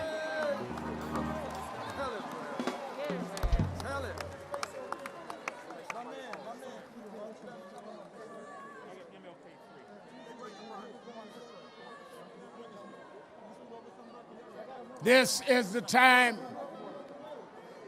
This is the time for legislative change. This is the time for us to vote like we never voted before. And don't just vote for the top of the ticket. Vote all the way down. Go down from the top to the bottom. Vote all the way to the dog catcher.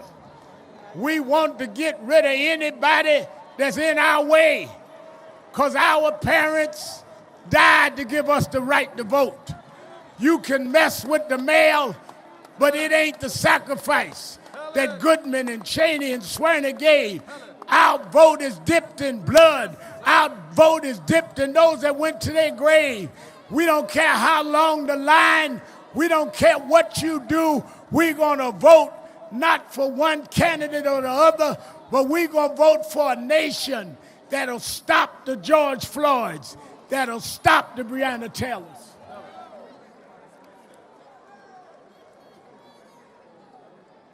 They say when George Zimmerman was acquitted for the murder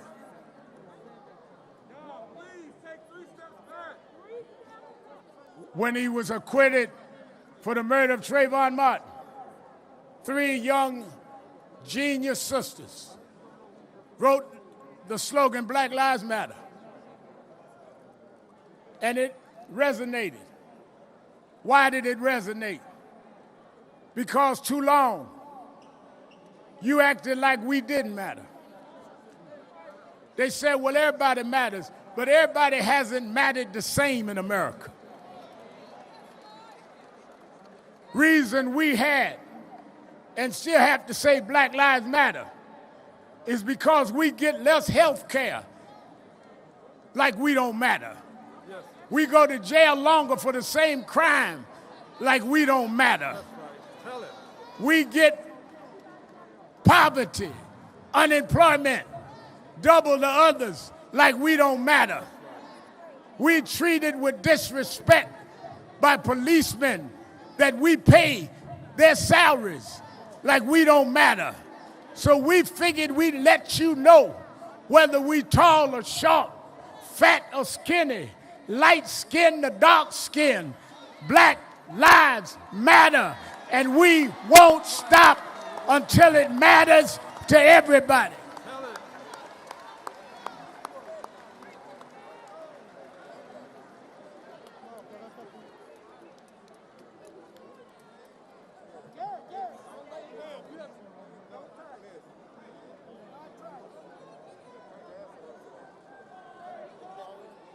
Let the sister, if she want to hold up her fist, leave her alone.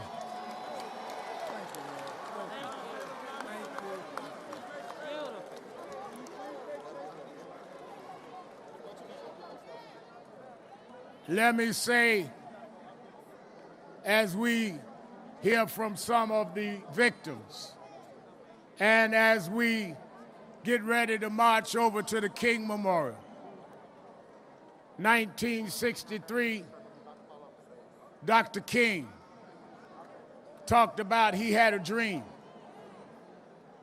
Today, we heard from his heir and his son, Martin Luther King III, his beautiful wife, Andrea, and his granddaughter, Yolanda.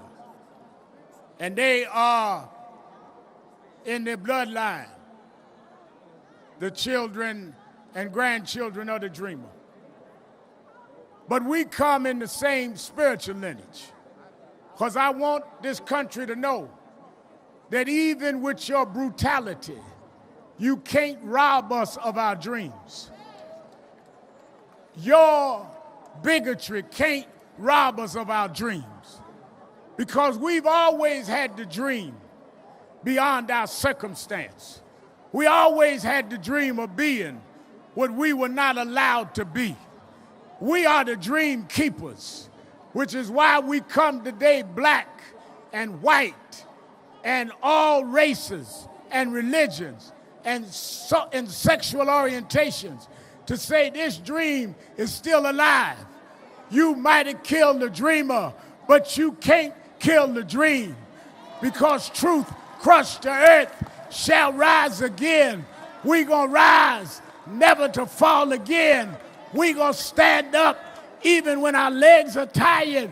We gonna make this dream come true.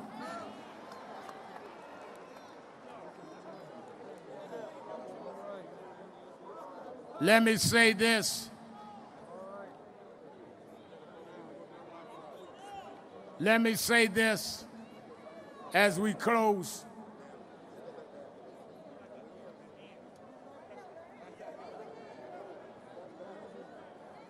Shh. I want everybody to be orderly. Let me say this. We all should leave here committed to keeping this dream alive. I want everybody that went to the website of National Action Network .net, nationalactionnetwork.net, that wants to help us on Election Day, be poll watchers to protect our vote. I want you that will be signing up. Early voting starts in 2 weeks. We, on a nonpartisan way, want to put people all over this country.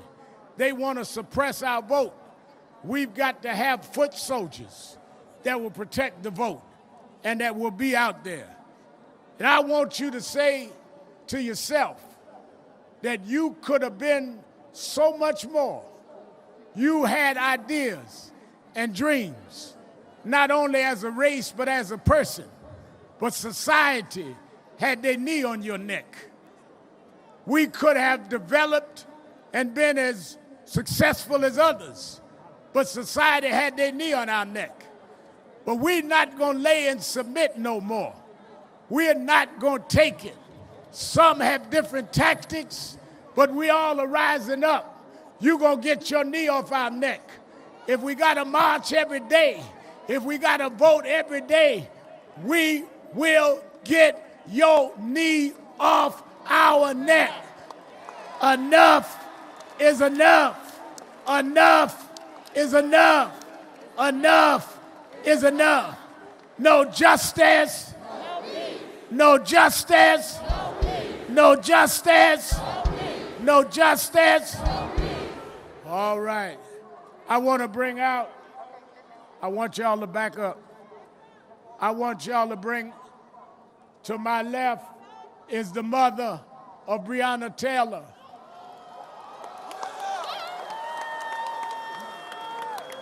Where the other family? We got them all. Where they at? We got our Sabato family. We got the Blake family. Say her name. Say her name. Say her name. Say her name. Let us hear from Tamika, the mother of Breonna Taylor. Give me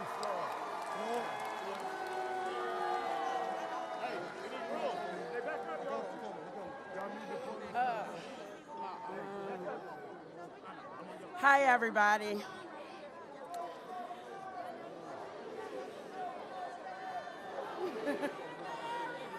First, I just want to thank everybody who's been in support of getting justice for Breonna Taylor.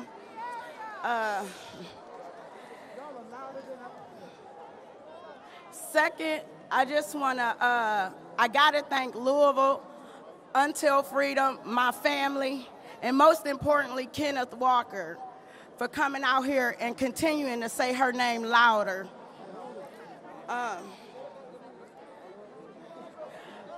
What we need is change, and we're at a point where we can get that change, but we have to stand together. We have to vote.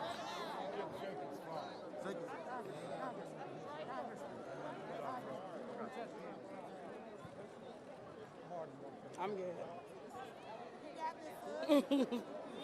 Yeah. Yeah. That's right.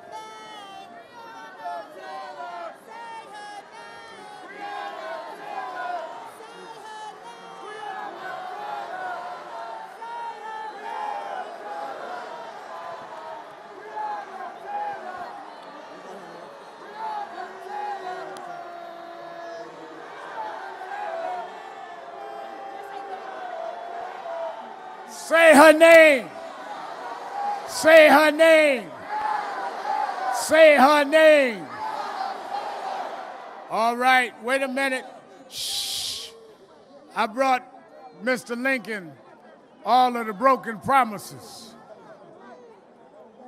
We all stopped when a man was killed with a knee on his neck, narrated his own death on videotape and didn't know they were recording. But his death has been the impetus of a global movement.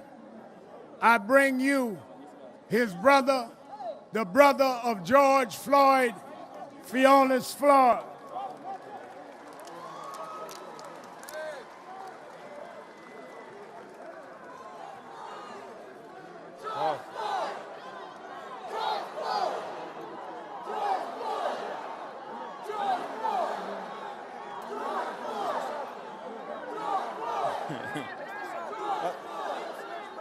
George Floyd. Hey. Man. Hey. Thank y'all.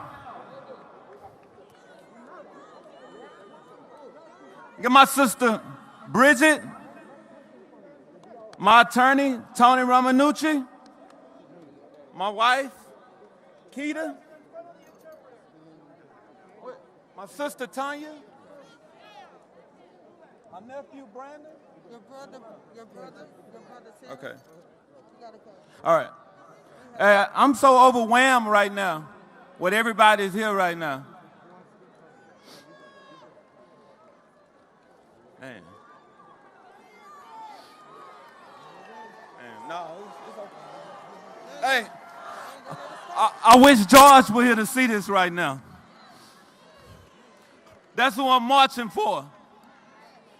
I'm marching for George, for Breonna, for Ahmaud, for Jacob, for Pamela Turner,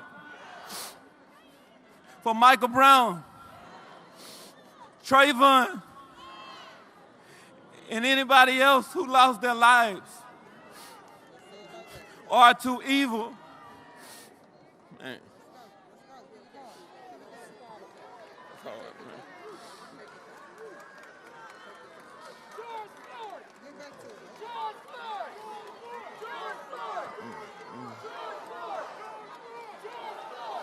I got you.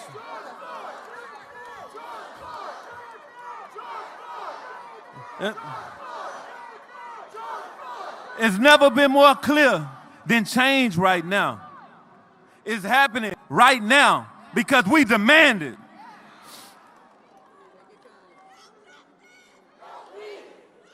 Everyone here has made a commitment because they wouldn't be here for no other reason right now. It's hot, and I know it's hot, but as of now, we here because we are being fried right now, man.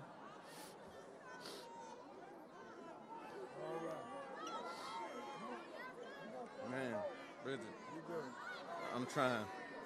I'm good. I got it.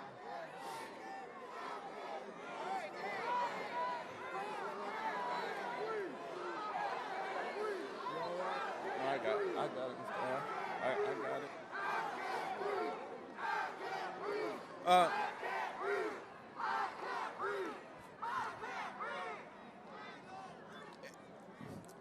As of now, everybody out here right now, our leaders, they need to follow us while we're marching to enact laws to protect us. Man, it's hard, man. It's really hard. I'm so sorry, man.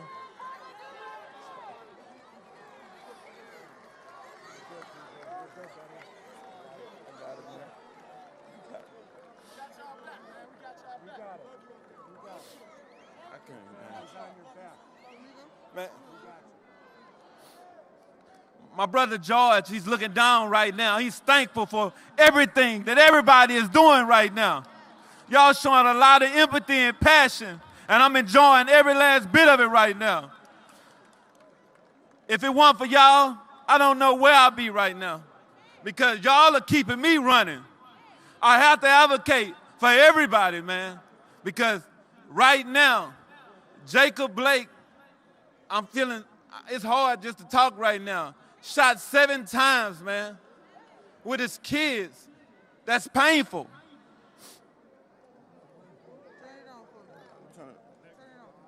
I'm done. I'm done. I'm letting my sister go.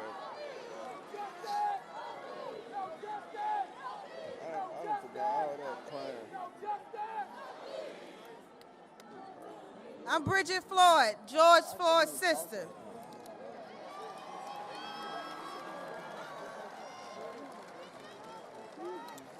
I want you guys to ask yourself right now,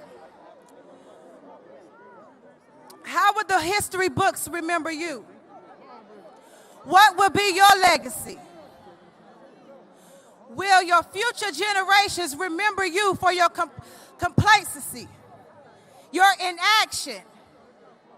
Or would they remember you for your empathy, your leadership, your passion for weeding out the injustices and evil in our world? You know, Martin Luther King stood here 57 years ago, and he told the world his dream. But I don't think y'all know that we're here right now and have the power to make it happen.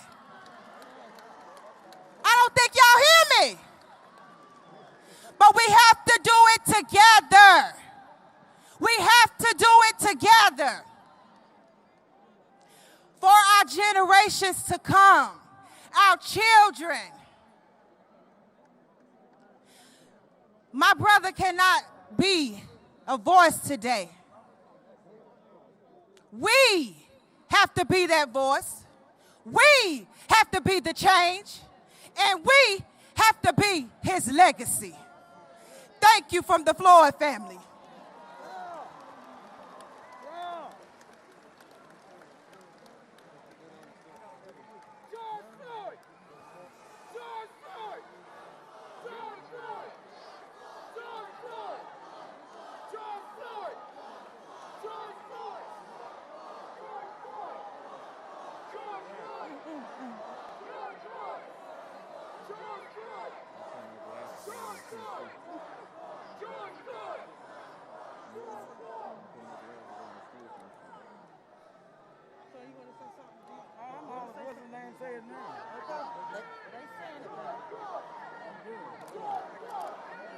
Say his name. Let's go. We done did our part. Let's go. You got your phone? Let's go. Come on. We going this way? Oh, okay. No, we're going right back behind you. We're going line up. We going this way. We going this way? No question. Because we're going to line up for the march. Now, shh. Wait a minute. Y'all too close to each other. Y'all stretch your arms out and stretch out now. I know we outside and you got on a mask, but don't get that close. Y'all spread your arms and social distance. Y'all too tight up here.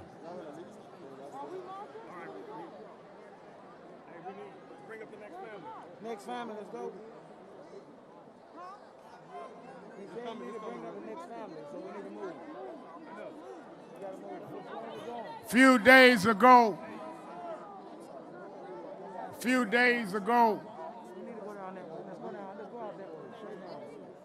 okay. All right, go ahead. Go ahead. Follow Quincy. I was trying to say follow Quincy. Yeah, go ahead, follow Quincy. Okay, go ahead, Quincy. Come on, sisters. Follow Quincy.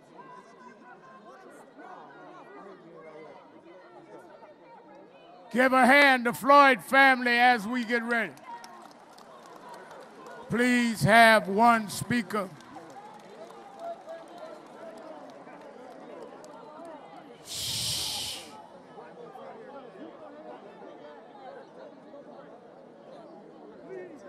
Now,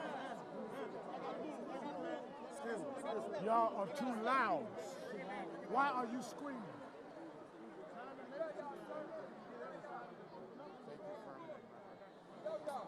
Now, a few days ago, I got a call and talked to a father whose son was shot in Kenosha, Wisconsin, 7 times in the back.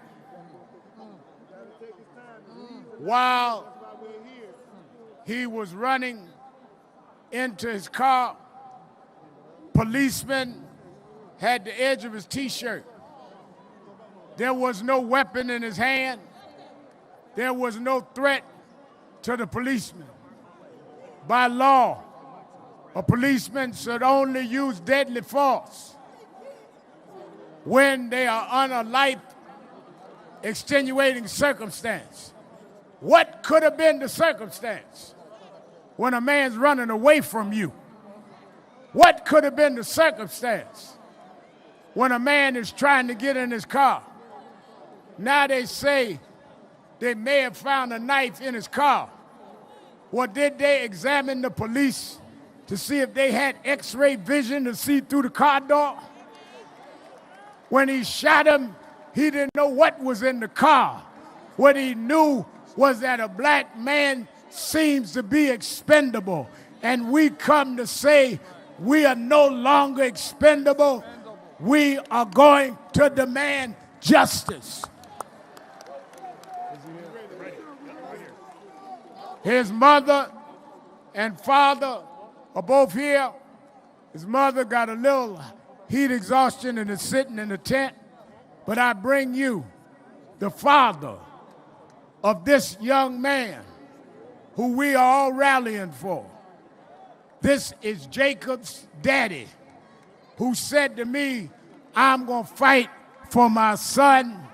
I'm going to fight for justice. Let's welcome to the platform, Jacob Sr. Hey, we need to make way.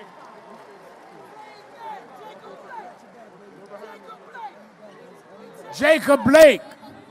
Say his name. Say his name. Say his name. Say his name.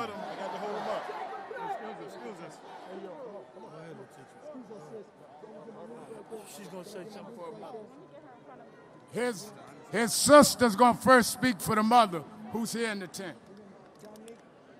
America, unapologetically, I am here to tell you in front of the world that you got the right one. God has been prepared me. America, your reality is not real. Catering to your delusions is no longer an option. We will not pretend. We will not be your docile slave.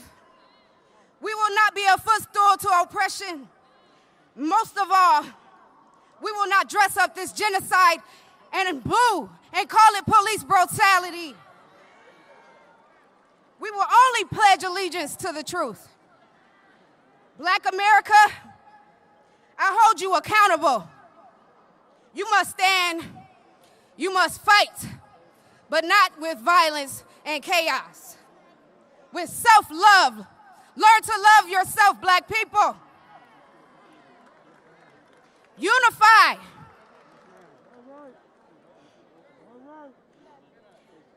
Group economics. Black women, you are your brother's keeper. I know it's heavy, but forgive him and heal. His manhood was taken from him a long time ago. Build him up. Black children, read, learn, grow, and live, and question everything. Black men, stand up. Stand up, black men. Educate yourself and protect the black family unit, period.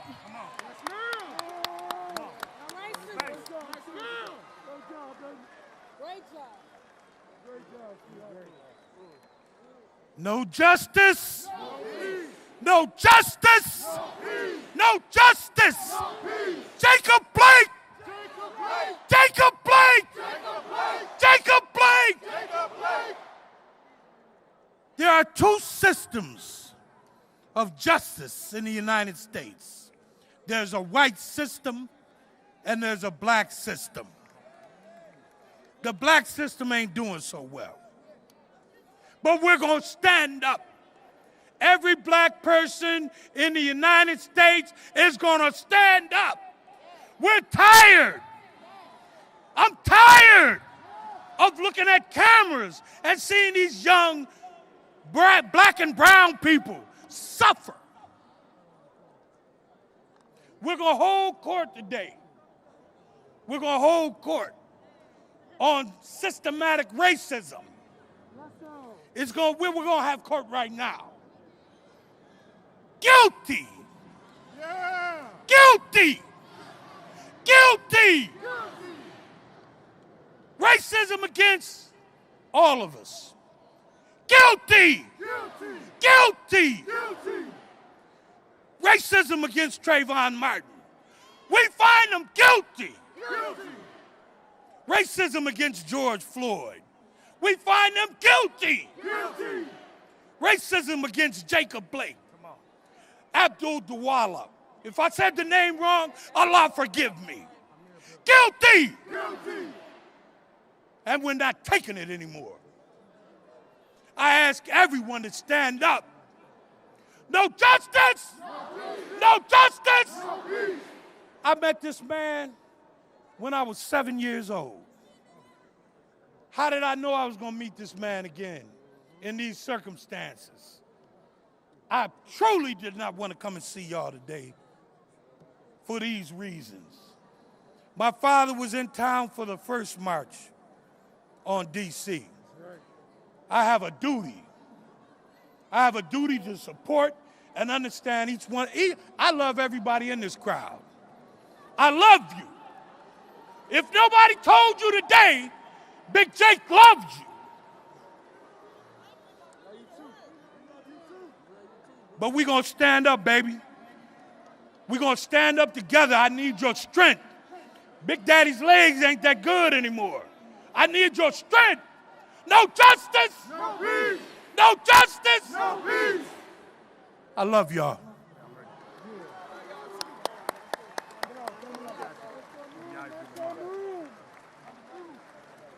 I want to bring Attorney V.I.V. Lamont, who represents these families. Then I want Attorney Stewart to come, who represents others. There are many families here, and I think we should hear from a few more before we march to the King Memorial. Good afternoon, D.C. I'm Attorney B.I.V. Lamar. I represent the Joel Acevedo family who was killed in the city of Milwaukee by an off-duty officer before George Floyd and was strangled for 10 minutes. I also represent the family of Jacob Blake, who was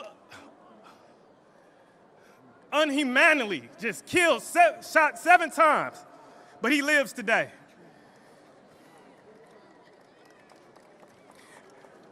At this time, I want to just thank Reverend Al Sharpton and the National Action Network for having this event here today, because action is what we're here for. I'm going to tell you right now, we tired of talking. We tired of talking. We tired of playing games.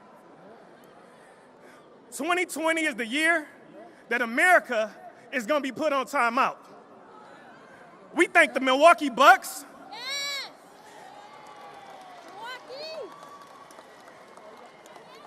And all the NBA teams who sacrificed their game for this special cause. We thank the Major League Baseball. We thank all the actors, entertainers, celebrities across this country who utilize their platform for justice. Today, I just want to let you know, this is the last season of the police version of How to Get Away with Murder.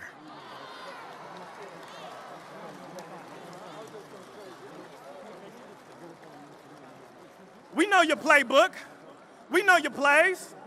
Step 1, claim that you in fear.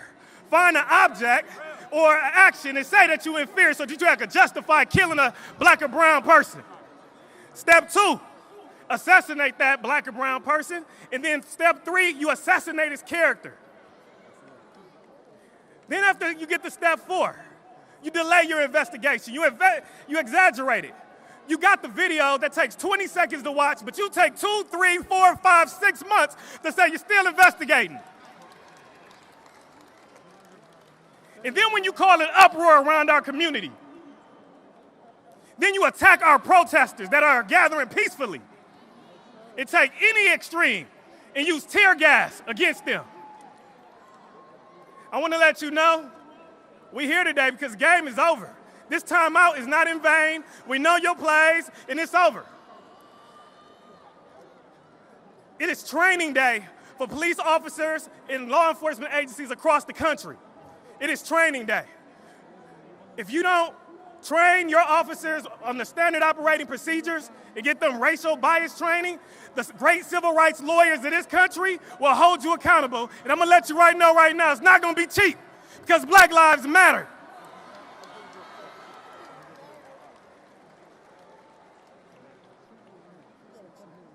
I want to thank you right now all across this country for standing up for justice, standing up for this very important cause. The time is now to take change, and we're not going to stop until we get it. And we're going to shut it down if we don't get it. If we don't get it, thank you. No, yeah, I'll stay there. 2 minutes. Now I'm going to bring up the family of Joel Acevedo, another case in the state of Wisconsin where an officer strangled an innocent man for 10 minutes. Ooh.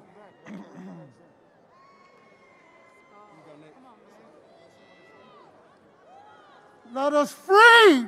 We need to be free. We are free people. I come down here to let everyone know, and let these governments know as well, that we have rights. And if there's not going to be no justice, there's never going to be no peace.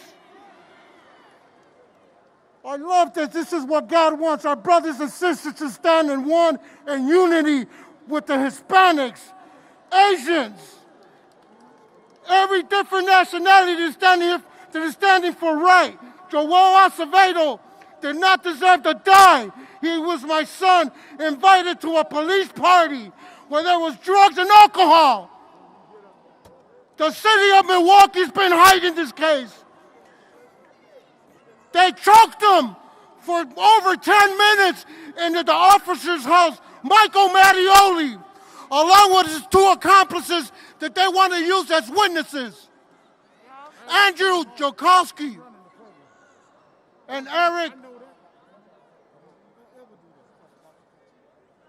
Mr. Peterson, I tell you right now, America, wake up, because you're going to get a rude awakening. And we come against you, Satan, in the name of Jesus Christ. We stand for what's right. Thank you. I love you all. As we bring on Attorney Stewart, and the family of Ahmaud Arbery. Hold it. We're trying to get everybody in. As we get the next set of family members to come forward and then prepare to march to the King Memorial. Many athletes and artists have stood for justice. One of them said, "I'm coming to sing for the family." May we hear from internationally acclaimed artist B.B. Winans.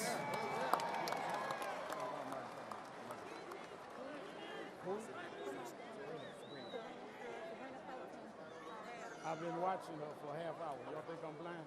Oh, no. It's all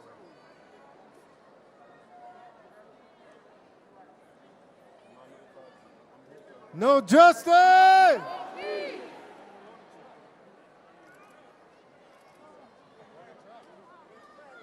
Music, man.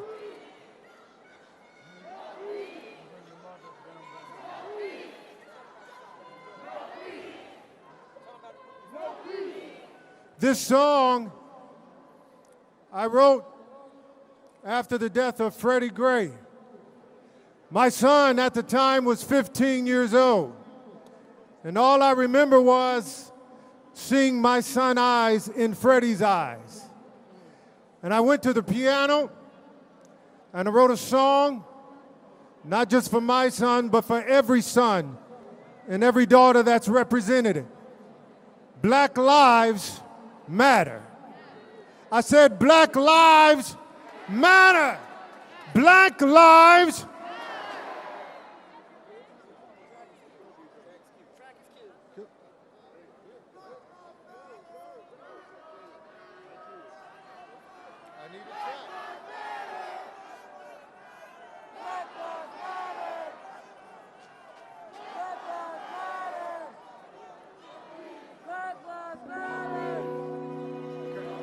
tomorrow hope to see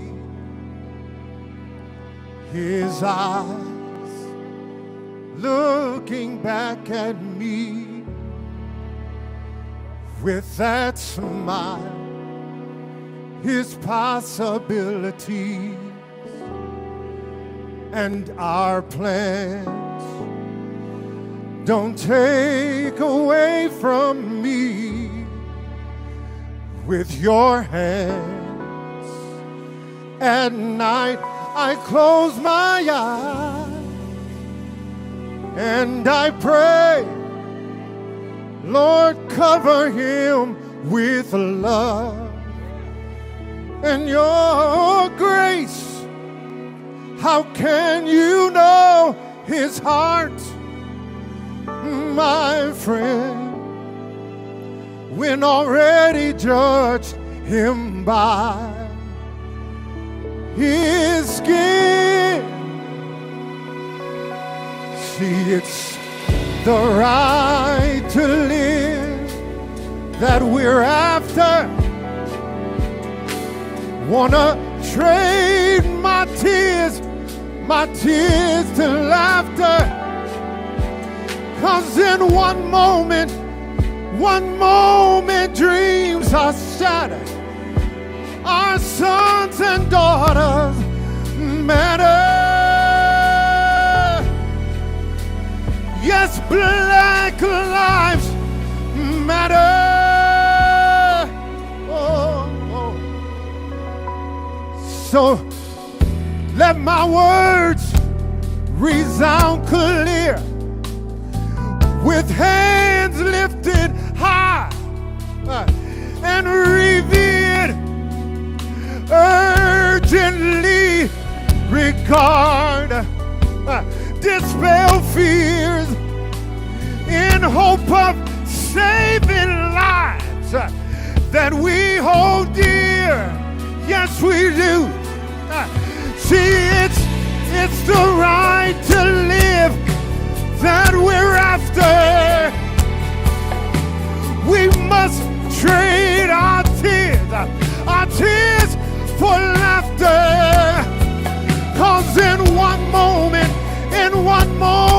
dreams are shattered. Our sons and daughters, they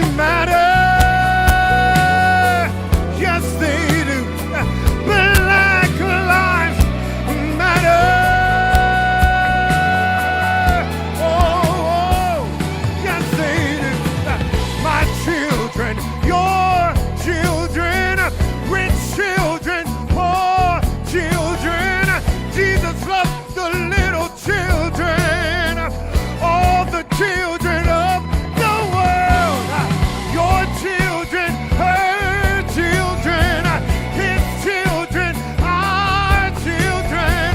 Jesus loves the little children, all the children of the world.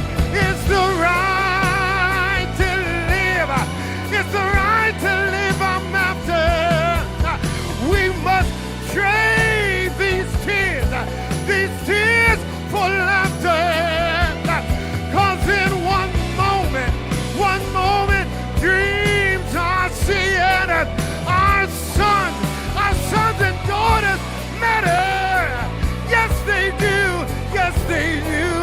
Black lives matter. Oh, I'll say it one more time. Oh, your children, my children, rich children, poor children. Jesus loves the little children, all the children of the world. His children, her children, your children, our children. Jesus loves the little children, all the children of the world. It's the right. We have a right to live that we're after. Oh, this is the time to trade our tears for laughter. 'Cause in one moment, dreams are shattered. Our sons and daughters, they matter.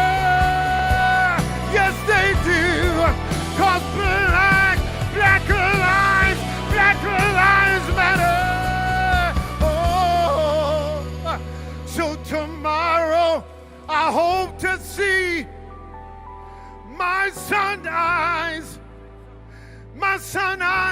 looking back at me.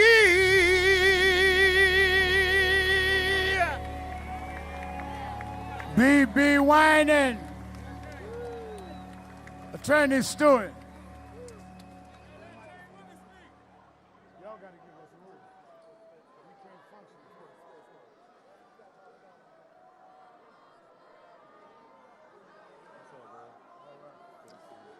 I'm Attorney Chris Stewart with Attorney Justin Miller, and I bring you words and thanks for the support that y'all have given us in all of our cases. On behalf of Ayanna Floyd, the daughter of George Floyd. On behalf of Rashard Brooks, and Tamika Brooks is in the crowd. On behalf of Walter Scott and Alton Sterling and all of the other names, the support is because of the community here, because of Rev, because of Lee Merritt, because of Ben Crump, because of all of the people that are standing up and fighting. 57 years ago, we were standing right here, trying to fight poverty and oppression. That illness has not changed. There has been no vaccine for racism. There's been no quarantine for police brutality.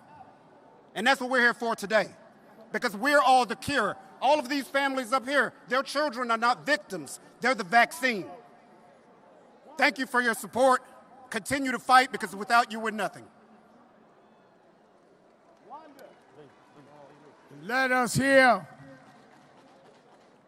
Attorney Merritt is bringing the mother, the sister of Botham John, killed by a policewoman who said she thought it was her house. Let us hear from his sister.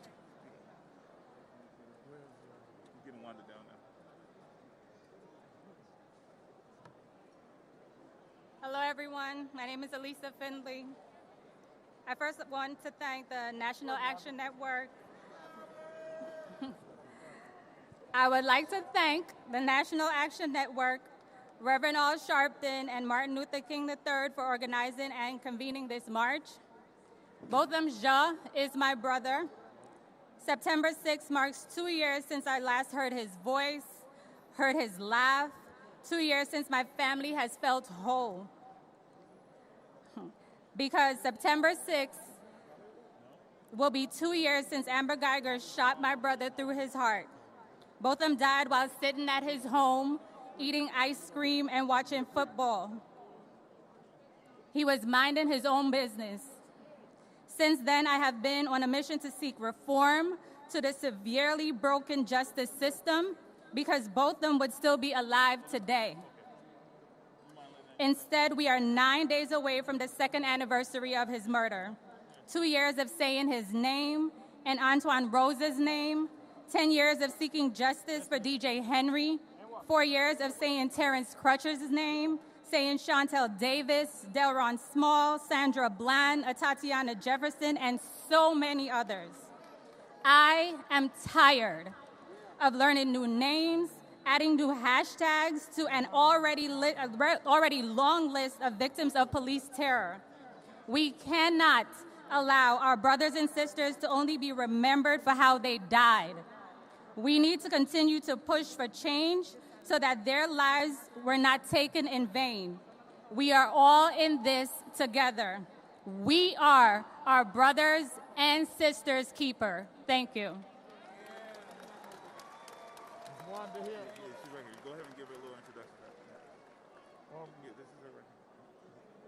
The mother of Ahmaud Arbery, young man jogging, shot down in cold blood in Georgia, Brunswick, Georgia. Give Wanda a big hand. I stand before you as the proud mother of Ahmaud Arbery. I'm carrying a very broken heart, but also a grateful heart that God chose my son, Ahmaud Arbery, to be a part of this most huge movement. I do believe if we continue to stand and fight together, that we will get change. That's right. Sadly, we have these type of tragic events far too often. But I want each of you to please don't forget their names. Please let their names live forever. I want to share 3 words with you that I know Ahmaud would want me to share with you as well, and that is, I love you. I love you all for standing with us. We love you. I also want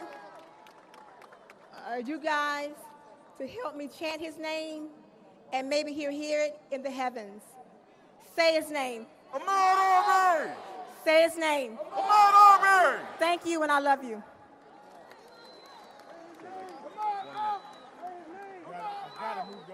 I can skip one. Yeah, you don't have to do me at all. You spoke, right? No. Oh, go ahead. 1 minute. Let us hear from Attorney Lee Merritt. Black power. I said black power. Black power. Look, we cannot be afraid to stay black power. You cannot say that Black Lives Matter if you don't believe in black power. Black power. The only way we stop this from happening is when we begin to exercise our own power. I've been hearing a lie from the Republican National Convention all week, and they keep telling me that this man freed the slaves. Let me tell you something. Lincoln didn't free no slaves. We freed the slaves. We free ourselves when we fight for ourselves, and we fight for ourselves through black power. Say it with me, black power. Black power. Say their names, Tatiana Jefferson, Jamal Roberson, Ahmaud Arbery, Botham Jean, Oscar Grant, Seville Smith, DeAndre Yarber, Terrence Crutcher. It's so many names we can't say them all, but listen, when we say black power, that means it all. So one more time so they hear you in the White House. Black power. Let us hear from the father of Ahmaud Arbery. If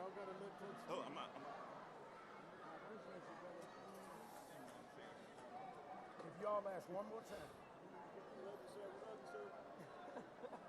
One thing, I just want to thank God for all support for my son and his mother.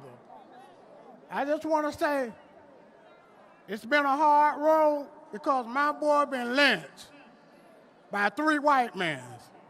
And it's been a hard road for me and my family. And sometimes I find myself saying, I can't believe it. But it's real because I sit back, I'm used to my boy calling me every day and telling me he loved me. And sometimes I be like, wow, he forgot to call me.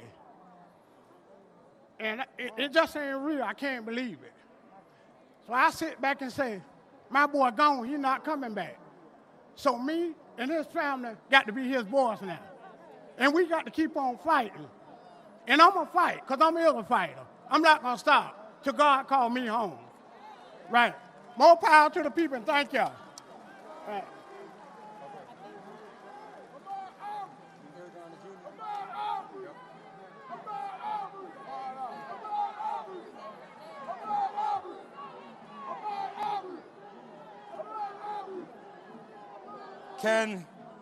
Can we also say the name Trayvon Martin? Trayvon Martin. Trayvon Martin. Please welcome Trayvon Martin's mother, our hero, our shero, Sabrina Fulton. As she comes, Trayvon Martin.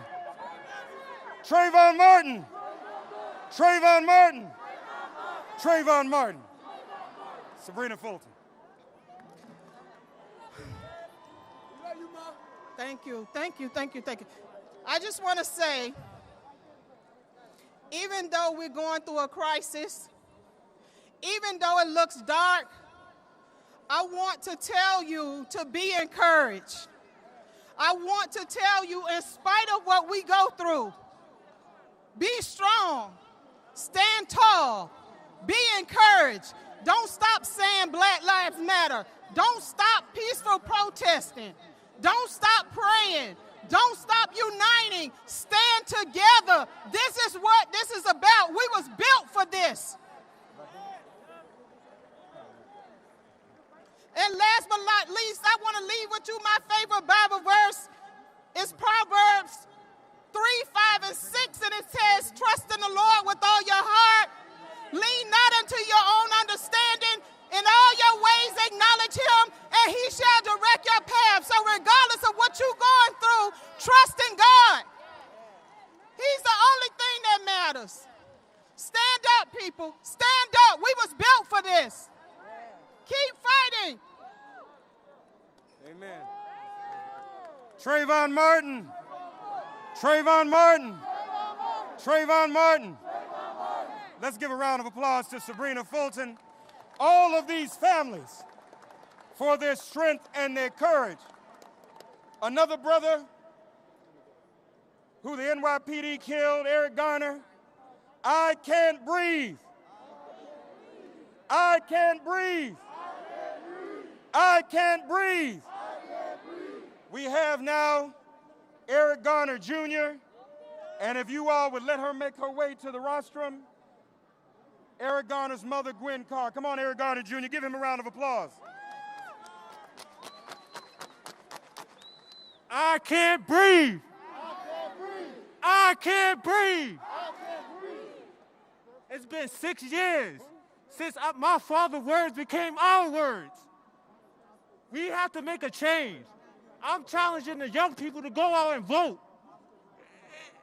It's possible for a change. We just have to put in the work. Go out and find out what we have to do and what people we have to vote in to make a change. We here to march peacefully. I don't want to see no looting. I don't want to see no nothing. Just march peacefully. I'm Eric Garner Jr. That's my message.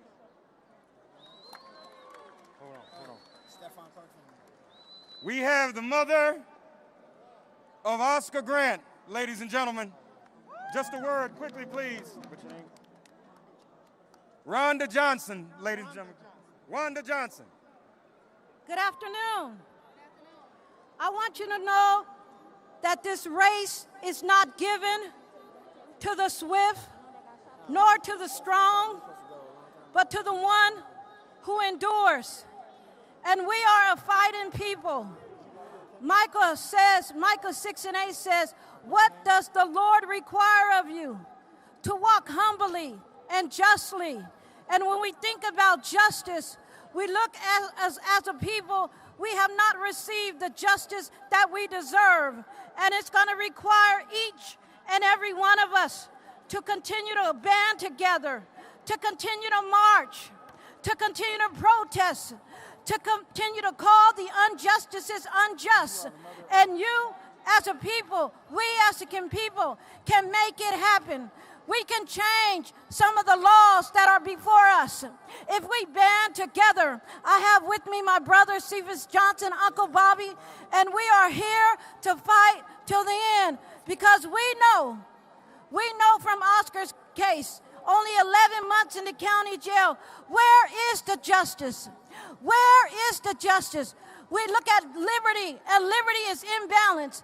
And until we as a people begin to fight like we are fighting on today, like Martin Luther King had that dream, and so we must have the dream that we're going to see equality of all people. I am Oscar Grant. Say his name. Say his name. Say his name. Say his name. Louder. Say his name. All right, we love you. We got a couple more out of respect. We just need everyone to bring very brief greetings so we can line up to march. The mother of Dontre Hamilton. Give her a round of applause. The people have the power. We will show up on November the 3rd to take our country back. We will show up November the 3rd to take our family back.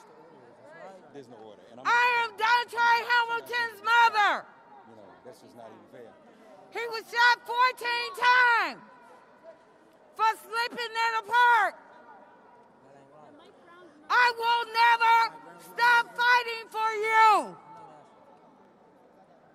Let's fight together.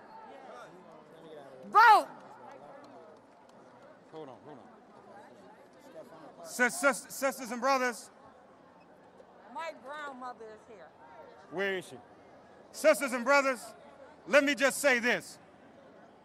The problem is, the police have killed so many of us, there's not even enough time for us to hear from every family. But I'm going to acknowledge the families that are around me, just acknowledge who's here. The family of Stephon Clark is here. Hold your fist up, brother. The family of Michael Brown is here. There's Leslie. Come stand next to me, just so people can see you. The family of Seville Clark is here. Seville Smith, I'm sorry. The family Terrence Crutch's twin sister is here.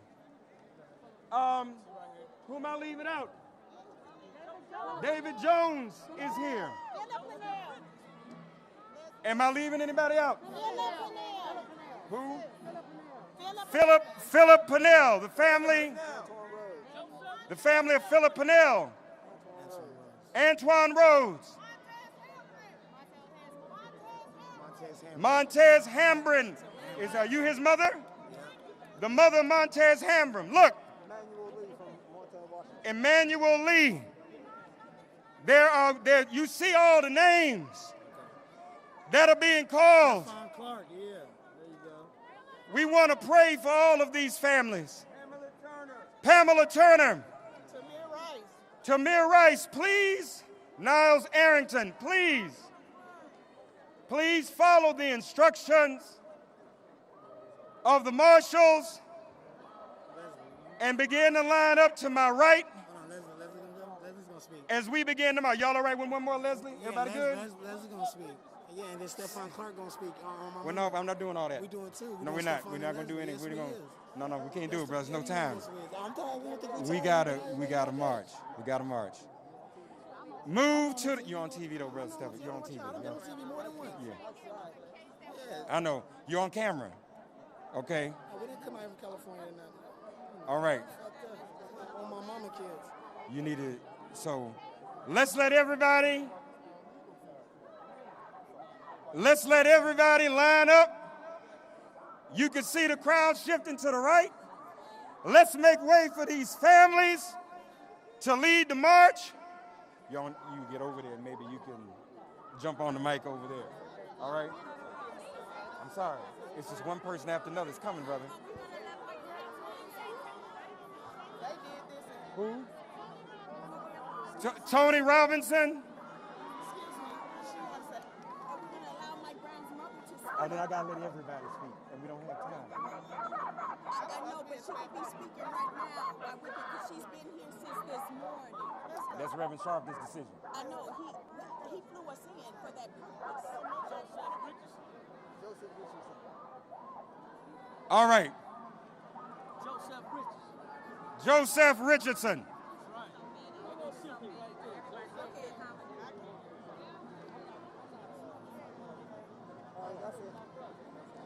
We're marching, y'all. If my brother was alive, oh, you so lucky my brother did. You know this mic is hot on television. Fuck if it's hot or not. I'm Stephon Clark. I'm Devontae Clark. I'm no Devontae Clark. Devontae Clark. Get it right. I didn't hear you, brother. Devontae Clark. Are you threatening me? Yeah. Yeah, I'm definitely feeling. You don't want to do that on TV. Y'all talk to the brother. He don't want to threaten me on TV. They don't want to talk to me. No, I'm not going to be threatened up here with this. Who's threatening you? This brother here. I'm not threatening you. I know. You asked me to come and stand I just came. I acknowledge you. That's what I did. Go ahead, Leslie.